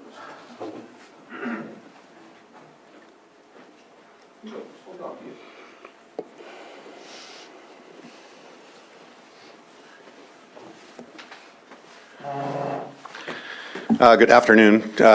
Mike Ciancios, Fire Chief with North Shore Fire. I have to say, I don't think this process was followed either. I'm the one that protested it from the beginning. There was a date set right after the intent to apply. It's hard to protest something specific when you don't have any records. So I believe that all the bids, once the committee made their decision, the bids were public record. And I requested those public records, but the protest time, the appeal time was so short, 7 days, that I couldn't get the records, number one, and number two, have enough time to review them. So I appealed it based on not being able to get the records to see what the scorers and the committee were looking at. I know at least one consultant that bid also requested public records, and they did not receive them either. They received score sheets, but they did not receive the proposals. It's hard to appeal a process when you can't see after their public record, when you cannot see what you're up against. So they did not make an argument for it because they didn't know what to argue. I don't believe this was very transparent all the way through. I agree and have questions. I think Chief Cepeda is going to more on the money side, but I believe that there is a difference between the cost of the consultant and what is actually being requested. So that's all I want to say for right now. Thank you. Thank you, Chief. Hi, good morning. Chief Cepeda, Lake County Fire. The first RFP, I was on the panel, and then they aborted that entire process. We were guaranteed, as a Fire Chiefs Association, to be a part of the second RFP to go out. We are the sole providers of EMS in the county and have been consecutively for 19 years. We had no input on this whatsoever. So the 93,000, where's the other 56,500 going? You know, and when I look at the MOAC operations, we have to reflect back to the Clayton Fire and the MEU. You know, during the Clayton Fire, we evacuated the hospital. We brought an out-of-county ambulance strike team in. Or in the MEU, we brought 3 strike teams in to evacuate Lakeport, Kelseyville, 2 skilled nursing facilities with 90 patients, Sutter Lakeside Hospital, and the jail. Fast forward, as they're repopulating, they're going to evacuate the entire North Shore plus my district. I had 21 ambulances in the San Francisco MCI bus at my station that was coordinated by public health staff and the fire rescue organization of the county. Very well done. So I'm not sure why we're looking at somebody else to come in and run the MOAC operations when there's adequate staff that have been in the fight and done this. We decompressed during the COVID. Fire service stepped up during COVID. We did testings, we did vaccinations, all coordinated. So I'm not sure why we have to bring somebody else in as another consultant to show them their job. They've been boots on the ground. And I am a little bit frustrated that because this does impact us and the communities we serve. And last year we ran 14,277 calls. That equals 39.1 calls every 24 hours in the county. My department alone ran 5463. That's 14.9 calls my shift runs every 24 hours. And we need to be a part of this. And I don't feel that we were, in any point in time, ever contact and say, hey, we want your input. And the individuals I know 2 of the individuals, and they're like, not sure why we're on there, but this is kind of what we did. Betsy Kahn and Justin Gaddy, both very good friends of mine. They're like, not sure why we're on there, but this is kind of what happened. So I just wanted to tell you that I think the MOAC, the public health staff that is there, they are very capable of doing their job, and they have done it for years. And the fire chiefs support what they have done. And I think as far as this RFP going out, the fire chiefs have hired AP Triton, and we're doing the kind of the exact same thing that you guys are doing. And I advised Supervisor Sabachi that we were, the delay, so we hired our own consultant at about $70,000 so fire chiefs paid for out of our own pocket. That money could be better spent to pay North Coast EMS with a local EMS liaison. Morgan Fox has been doing an amazing job. I'm getting my people their 5 call in. They submitted 8 o'clock in the morning. By 10 o'clock that morning, I have an email from Wendy Chapman going, your personnel are good and ready to go. We recently had a meeting with the hospitals, amazing meeting, the best one I've been into in 35 years of addressing IFTs. I think it was the most positive, okay, I'm done. Most positive we had so far. Okay. And feel free to come back after everyone's had their turn. I'd say good morning, but it's good afternoon, Supervisors, Madam Chair. Patrick Wright, Lakeport Fire. Director Portney referenced leaks. It's not a leak when it's public information. I echo your comments, Supervisor Green. This process, I echo my fellow chiefs, this process was not above board. It is tainted. It is tainted from start to finish. This is the second process we've gone through that has been tainted. And that reflects extremely poorly on the director that's releasing the RFP. Follow the rules. They're very clear. And it's not amateur hour when you're at this level. It's important that we are doing things above board, that we are very public with how we are doing our business. The Brown Act drives that. The government code behind that drives that. And just our standing as government entities in the state of California drive that. We can't have these hidden processes. You have subject matter experts that have not been consulted, that have not been brought into the process with the chiefs of each of the districts in this county.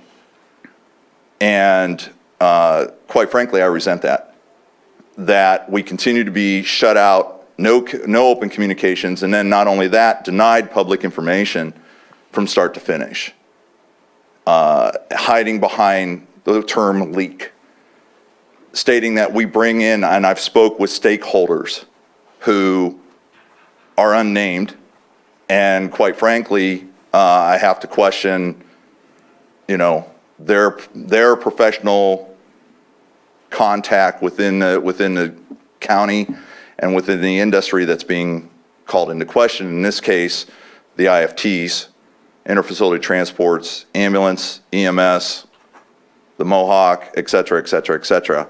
Other than two physicians, I have no idea who those folks were. I just would go to you supervisors and set it for on a go-forward basis what the tone and what the tenor is going to be when we do RFPs, especially when it comes out of this department and out from this director. Thank you for your comments. Thank you. We have hands up. We have Jen. Okay, you can unmute, state your name, and you'll have 3 minutes. Hi, good afternoon, board. It's Jen Baker. I wrote out a succinct statement to keep myself on time. So some of it's been addressed. I apologize, but I'm just going to run through. Number one, although the attached memo states a panel voted on the several proposals, it provides no information on the panel. Can you please advise the panel makeup and were there any members of fire, private, or air ambulance on this panel? Number two, reviewing the attached RFP and awardee proposal, the specifics needs listed in the RFP and services and proposal align section for section. However, the attached contract notes an additional service in Exhibit A, Section 1, subsection 1.5 for MOAC support, noting that endpoint through its subcontractor will provide these services A through E. MOAC consult is not referenced in the original RFP or awardee proposed services. Question 2, can you please advise who this subcontractor that will perform this function will be? Number 3, the only reference to cost of services in the agreement is in Section 3, stating not to exceed $150,000 max compensation. I referred to the awardee proposal for the cost located on page 13 and C 93.5 is listed inclusive of tentative need for phase 4, all insurance, wages, overhead, travel, and operating costs. Noting the scope of work beyond items identified in proposal will be mutually agreed upon and charged an hourly rate of $275. The proposal and max comp agreement vary by 56.5. Is this 56.5 the cost of the additional subcontracted MOAC service? Question 4, if the answer is yes, question 4A, what is the justification to pay more than twice the hourly rate you have been paying for identical service in the recent past?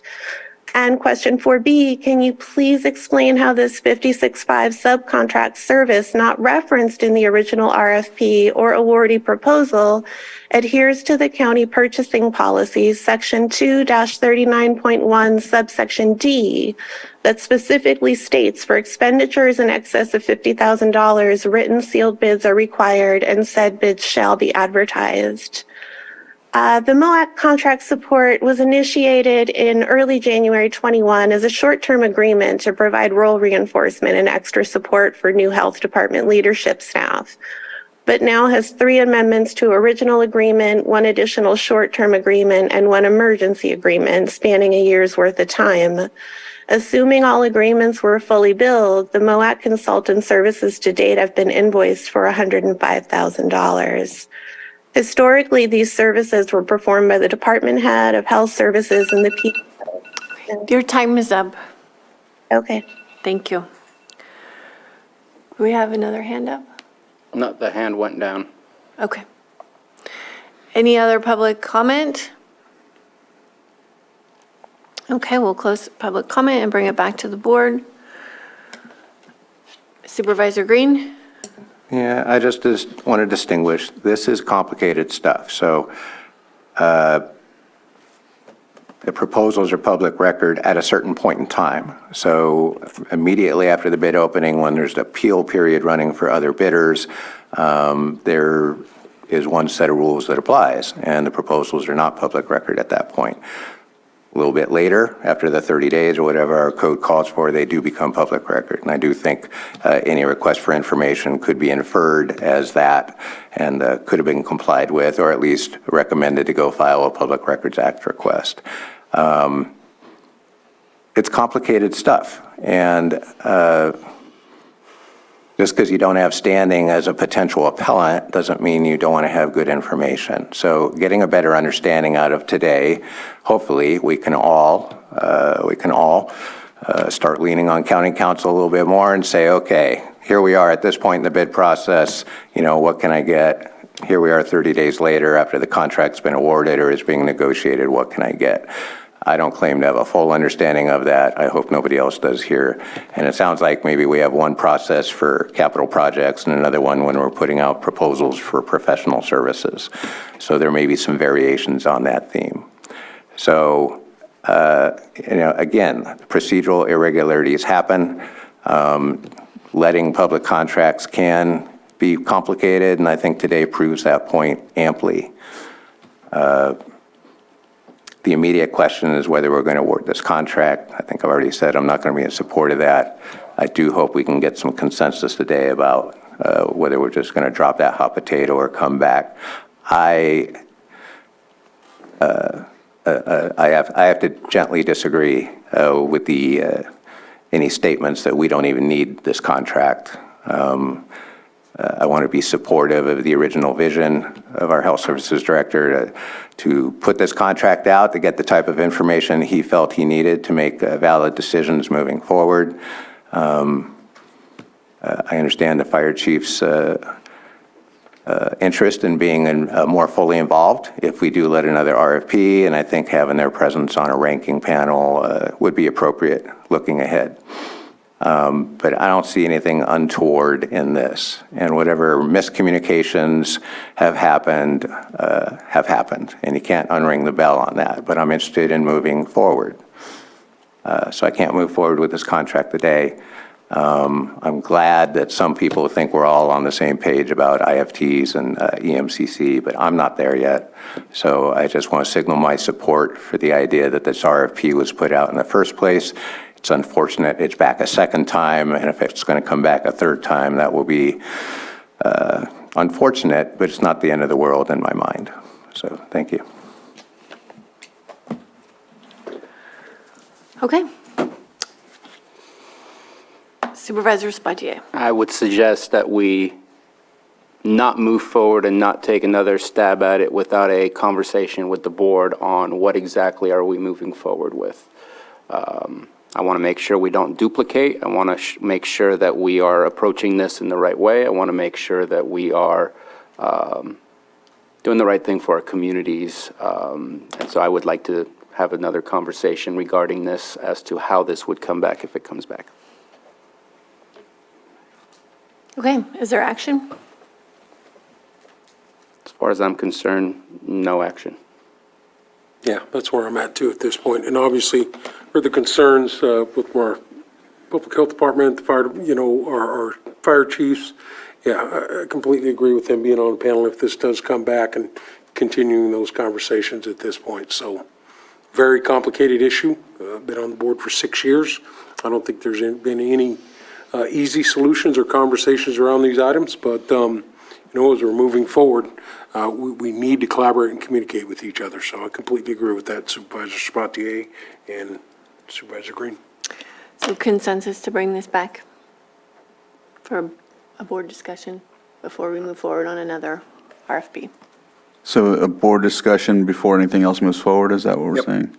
Okay, yeah, because I feel too that the chiefs, I've spoken with some of them, and they've done a lot of this work. They're working well with North Coast EMS and things of that nature. And so I think if we move forward, some of the data, some of the information that they've conducted, it could be implemented and basically lower the cost. If you think of anything like that, it might help. But yeah, no, I'm in favor of coming back. Okay. All right, then we will close this item and we can finish our open session off with calendars. And thank you, Chiefs, for staying the morning with us.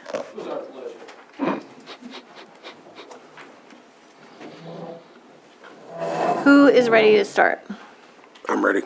All right. So, had the Risk Reduction Authority meeting yesterday.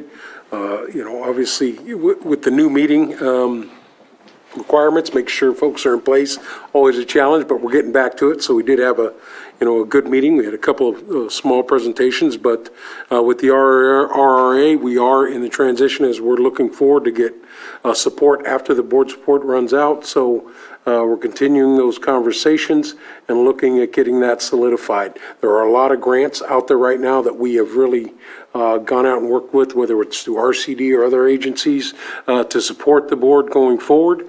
And happy to say that we're hearing positive things, but nothing guaranteed at this point as we're doing that. And I think we have a solution with our staffing needs in the May.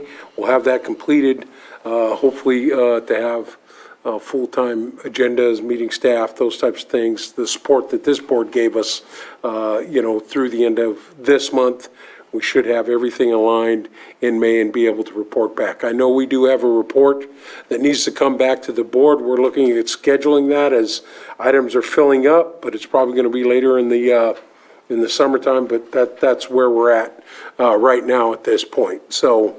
That was a good RRA meeting yesterday, and there are constant grants and things that are being chased and worked on.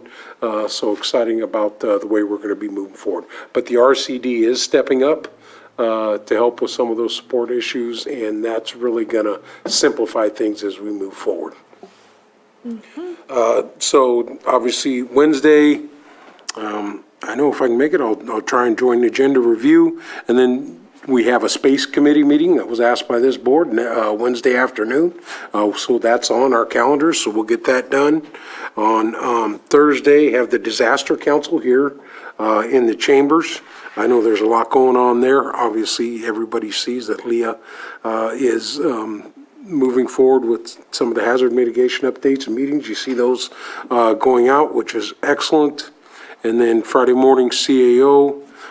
Tree mortality, forest health. Also, a lot of Earth Day events going on around the county. I think, obviously Saturday in South County, you have the Calpine and the Mac Center putting something together. I think most of the day that day, I think it's 10 to 4, I think. I'm probably screwing the time up, but that's about it. And then I know the Big Valley Rancheria is doing something on Friday, so quite a few events, obviously, for Earth Day going around the county. Also, you've seen some of the proposals, the Clean California. There's going to be this weekend, and Bruno, I'm jumping on your spot now, but there's going to be a cleanup day on the 22nd. It's a free dump day for large items and other things, which is just excellent. So we have, and then 8 to 12. 8 to 12, thank you very much. Yeah, and it was in the newspapers, the advisory councils talked about it, other things, Middletown Area Town Hall, I think there's going to be a cleanup day that morning too for the math in Middletown, some small things going on, so, and then back here on Tuesday, the 24th for the meeting, and yeah, that's it. Okay. I'm ready when. Do you want to go, Michael? Sure. tomorrow, having lunch with Peter Windrum, who founded the Chai Council here in Lake County, a charming gentleman and one of our first citizen scientists. And as we're learning so much more this season about this wonderful fish and all the factors that are affecting it, having a combination of this rigorous science that the state agencies are working on, but really also embracing the idea of crowdsourcing data and citizen input, it's a good time to celebrate what has gone before us, and Peter has definitely been a visionary on that. California Fish and Game Commission meets Thursday and Friday. I'll probably zoom in from time to time. I'm not aware of any hit-specific items, but I haven't checked the agenda lately.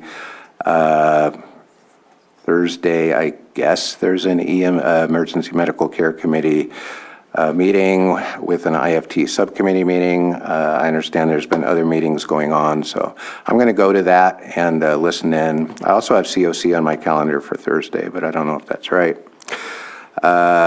Saturday at the airport, Lamson Field, is the Clear Lake Aviation Gathering. It's a 2-day event.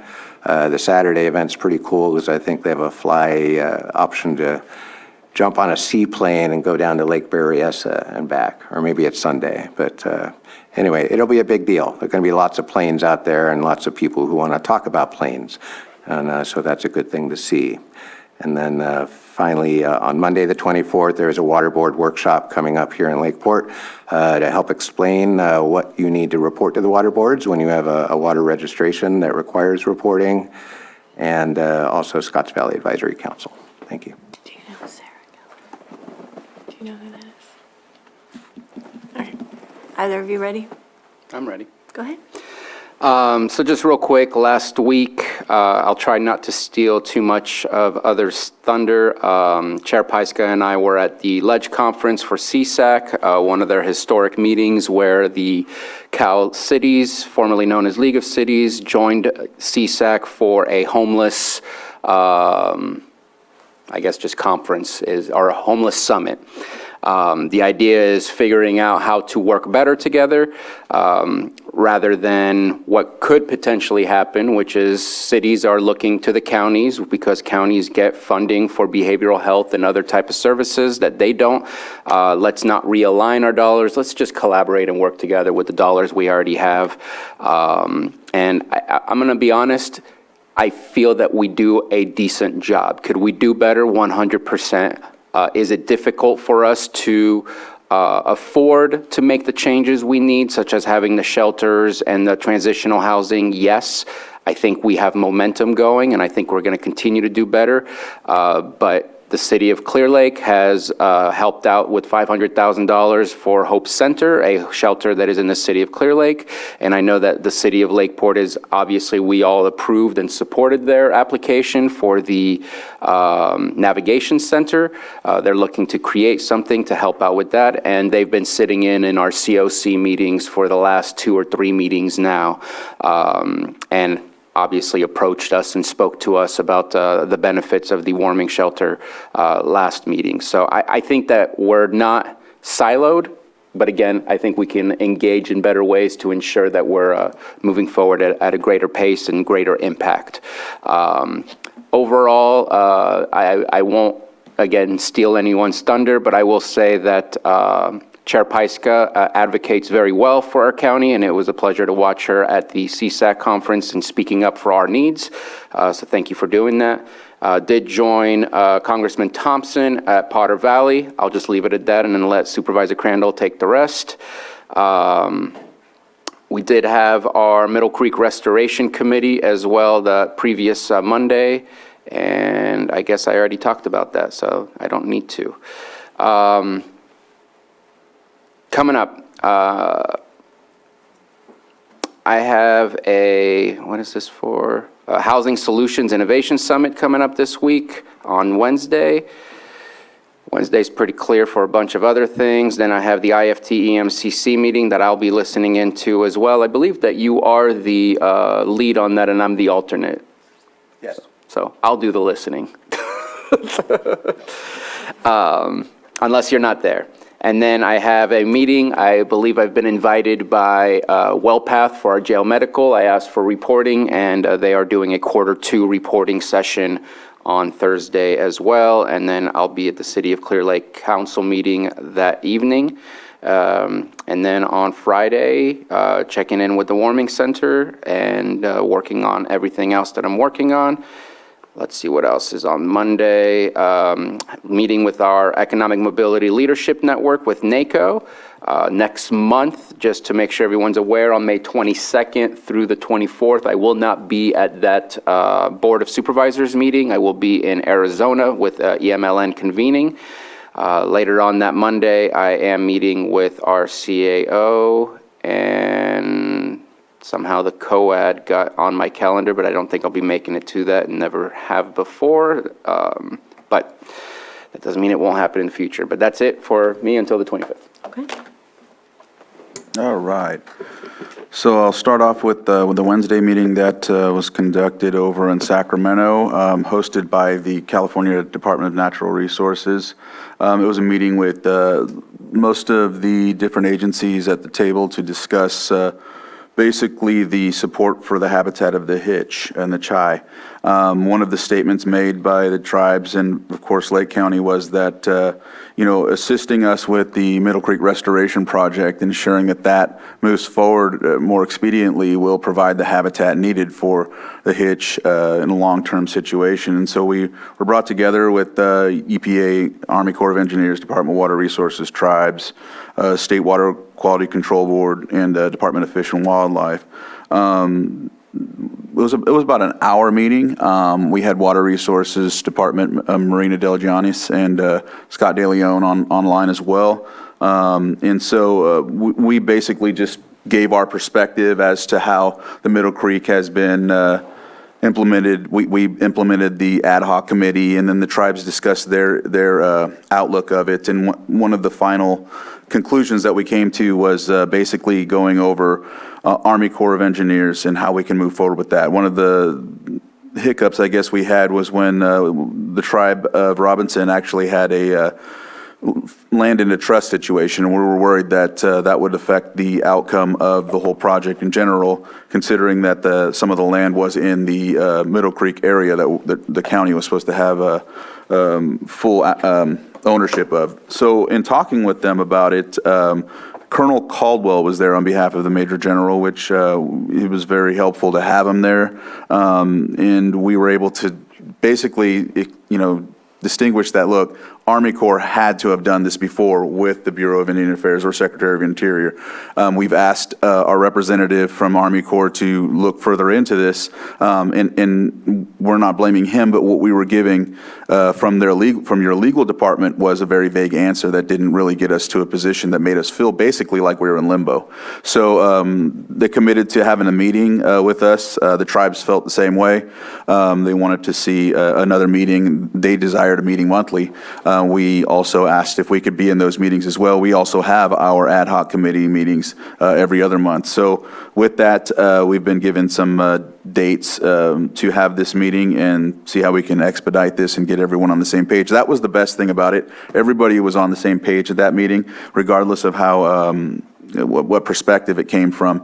So it was a real productive meeting, and I'm hoping that brings fruit and speeds the process, if we will, for this project that's been going for 30 years. Friday, as Supervisor Sabatier said, we went on a tour to the Van Arsdale and Scott Dam with Congressman Thompson and PG&E staff, basically due to the seismic study and the letter that Congressman Thompson put out. Basically talked about the history of the dam and the other dam. We looked at the structures and how they weren't necessarily ever really refabricated or enhanced, and they basically are 100-year-old structures. And so as they gave us their insight as to why they're looking to decommission and all of these other statements that they were talking about in regards to this project, and then also explaining to us why the gates are open due to that seismic study as well. So just basically a lot of riding in the hills, looking at the roads, looking at the trees that are coming down. So it was a real, I don't know, it was just a lot of riding in the trucks rather than looking at the projects, and not projects, but the structures in general. But I do know out of this, there is going to be a town hall on May 1st, looking at the time still, and I'm sure it will be projected out. I know we're working on a meeting with Brad Honorado to schedule that meeting. It looks like it's possibly going to be at the Running Creek Casino's conference room in Upper Lake. And so looking to have that town hall with stakeholders and making it primarily folks from Lake County or interested parties in that faction, because I was glad to hear Congressman Thompson state that it's not a lot of times that our interests are heard. So I'm looking forward to that. I don't know if I covered everything, but... And we will continue conversations with Congressman Thompson's office, because a few ideas and thoughts came up during that trip. So I think the discussions was the greatest part of it, rather than just the tour and the visuals, but it was a good trip. Right. Yes, that, and they asked us on the ride not to wait till we got to the next point to talk about what we were talking about in the cars. So it was like one of those things like, whoa. Never gonna happen. Right, so yeah, looking forward, Wednesday, tomorrow, Space Use Committee meeting, the Western Region Town Hall. Thursday, I'll be here at the office conducting some meetings. Friday, same thing. Monday, CAO meeting, NACO leadership course, and honoring, this is important, Monday the 24th, we're having the Honoring All Voices from 6 to 8 p.m. It's the result of our Community Visioning Forum committee, and so this will be taking place here, right? I must have missed it, but I think it is here. It's here, and it will be from 6 to 8 p.m. And so, let's see, childcare and snacks provided, Spanish and American Sign Language interpretation available as well. So there is a Zoom. There's a Zoom, right? Yeah, there's a Zoom. There's a flyer. I'm sure we have it on our website as well, or Facebook or website. And it'll be on YouTube, and so I'm sure it'll be running. It looks like it says Facebook as well. So that will be that meeting. There also is projected dates for May 15th and June 5th to have follow-up meetings on that level. So that's the last thing I have for that Monday, and then Board of Supervisors meeting the next day. Okay, so, I'll continue with the recap from the legislative conference. Supervisor Sabatier and I attended the Ag Environment and Resource Committee meeting, where Chief Berlant was discussing the fire severity maps and the process that CAL FIRE is going to be going through as they adopt the maps, they approve the maps, and then we will have 30 days to adopt the maps. So that process is unfolding, and he was very aware of most counties' positions. They'd received 1,100 comment letters that mostly said the same thing. So that timeline is underway. So we're going to have to be prepared to adopt that within 30 days when they come to us. The interesting part of that presentation was he started off talking about how tree mortality is an issue, which is the first time that I've heard that in a meeting, a state meeting, since we've started to experience it here, and how it needs to be part of the overall strategy for forest health for the state. So I did bring up during the roundtable discussion that I have not heard from other counties, that they're, I actually called out to let other counties know that we're having this issue, and to please contact me and to please speak up if they haven't quite recognized that they're having tree mortality issues. We did talk with Nevada County. They have 1.8 million standing dead trees and didn't really even understand what to do with that information. So it was a lot of talking to people with Department of Conservation, speaking with Assemblymember Aguiar Curry and her chief of staff, other supervisors, the supervisor from Siskiyou County, who's now on the Wildfire and Forest Health Task Force to try and get on their agenda. So lots of button pushing. I feel like there's some momentum now there is the possibility of a working group coming together. So I want to bring that back for another discussion in the near term with all of you. We get that as an agenda item. All that said, came back on Friday and had to miss a meeting with MGE, our consultant, who we have engaged with to prepare our application for Cal OES, targeting our hazard trees. And the news that I knew was coming arrived.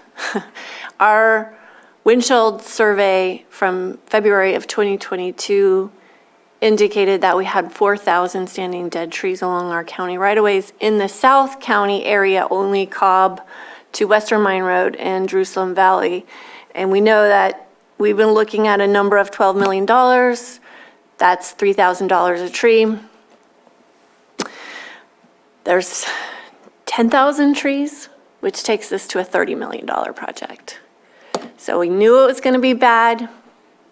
I've been trying to prep Senator McGuire for that, and our Assembly member and Congressman Thompson, to let them know that that $12 million ask was not going to be where we were going to finish. So that is disheartening, but expected. And so it's even more critical that we get assistance with that. We do have PG&E that's going to be responsible for a portion of it. We do have $10 million collaboratively out in CAL FIRE grants to help with this too. But at the end of the day, this is a big, big project, and we anticipate it's going to take 2 years.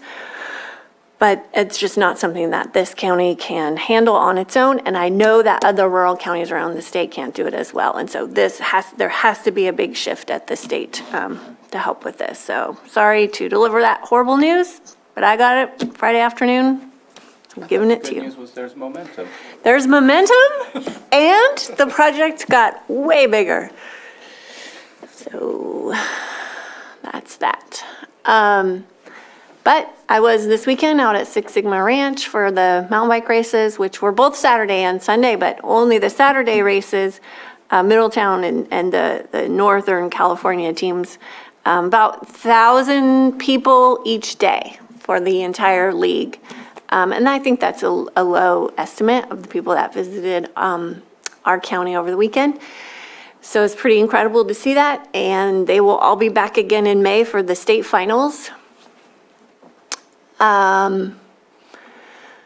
Then Sunday, I was at the ravioli feed with Congressman Thompson, giving him this wonderful news about the standing dead trees. So it's already on his radar, but we're going to be following up, getting that new data into our documents and sending that out to everybody that we've already been sending it to.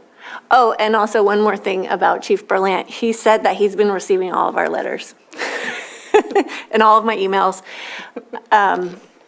It would be nice to for them to recognize that earlier, but that's okay. That's right. So this week, tomorrow, I have agenda review in the morning. I have a meeting with North Coast Opportunities, and then there is a CWA meeting in the evening, but I don't think I'm going to make it because of my dentist appointment. Thursday, Law Library, Disaster Council, and Cauberry Council meeting in the evening.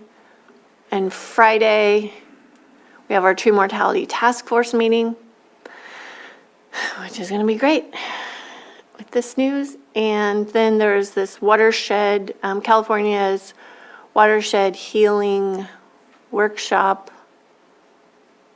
That is in Sacramento, I believe, so I'm not going to be going to that, but it is on my calendar. Saturday is Earth Day, but I'm going to have to miss the Calpine celebration because I auctioned myself off to climb up Mount Konocti for the Lakeport Rotary, so I'm going to be bringing people up there and packing a lunch and going up to the peak, which is great. Perfect time of year to do that. It's also the Kelseyville FFA plant sale, which is epic if anybody needs plants for their summer garden. That is a super great place to buy them. And then Monday, I'm meeting with CIO Parker. Then the COAD has shifted their meetings to Monday, so hopefully I can attend and getting ready for the meeting to come back here Tuesday. So that is it for our open session today. We will take. Add something real quick. Yes. And I forgot, this last Saturday, we had a cleanup day out at Highland Springs. The disc golf course got trashed during the winter storms, so there was a cleanup day, and I'd like to thank Fred from Water Resources and caretaker James, who were kind of like our point people out there, but we had 30, 40 people out there, not all disc golfers, just random people coming by and started picking up branches, and it was very exciting to see that, exciting to see the community come out and do that. There is still lots of down lumber on the course. There are still some minor hazards out there, so please, if you go out there and enjoy the park, please be careful. But really great to see people come out there and really great to see Water Resources take the point on that. Thank you. It's the trails too, it's not just the course. Yes, but this was focused on the course. Yeah, I know a lot of people have been out doing trail cleanup too. Yeah. Okay, well, that is it for open session. We will come back for closed session. We have 2 items. We have the Public Employee Evaluation, Child Support Services Director, and 8.2 is conference with legal counsel, existing litigation pursuant to Government Code Section 54956.9D1, Earth Waste Foundation, Inc., v. County of Lake et al. Thanks so much. Yes. I'd like to say right now that I do a lot of lookouts on the calendars upstairs. Joan, can you come up? Joan? The Waste Foundation was public record. I have it, and I'm gonna. If you need to come up to the microphone. Okay. And you can state your name, and I guess this is public comment on our closed session items. We've never done that before. Is this? John Moss, I do keep a tabs on what's public record, and this Earthways Foundation versus County of Lake was on the calendar on the 4th floor. I have it, I have the pages, I have the case management meetings about it, and it wasn't scheduled to come back until May 22nd. And it is about the Lucerne Castle. I believe, since Elizabeth Larson blocks me out of her paper, that it has things that didn't get in Elizabeth Larson's scandal-mongering paper. I will say that. So it's very important, and I'm going to report on it. Okay. What you do say. But I want to honor this and tell you that this was public record. It was on the 4th floor. Okay, thank you. And just for clarification, that portion is not part of the board action open to the public following closed session. Correct, thank you. Thank you. Okay, thanks. When are we coming back?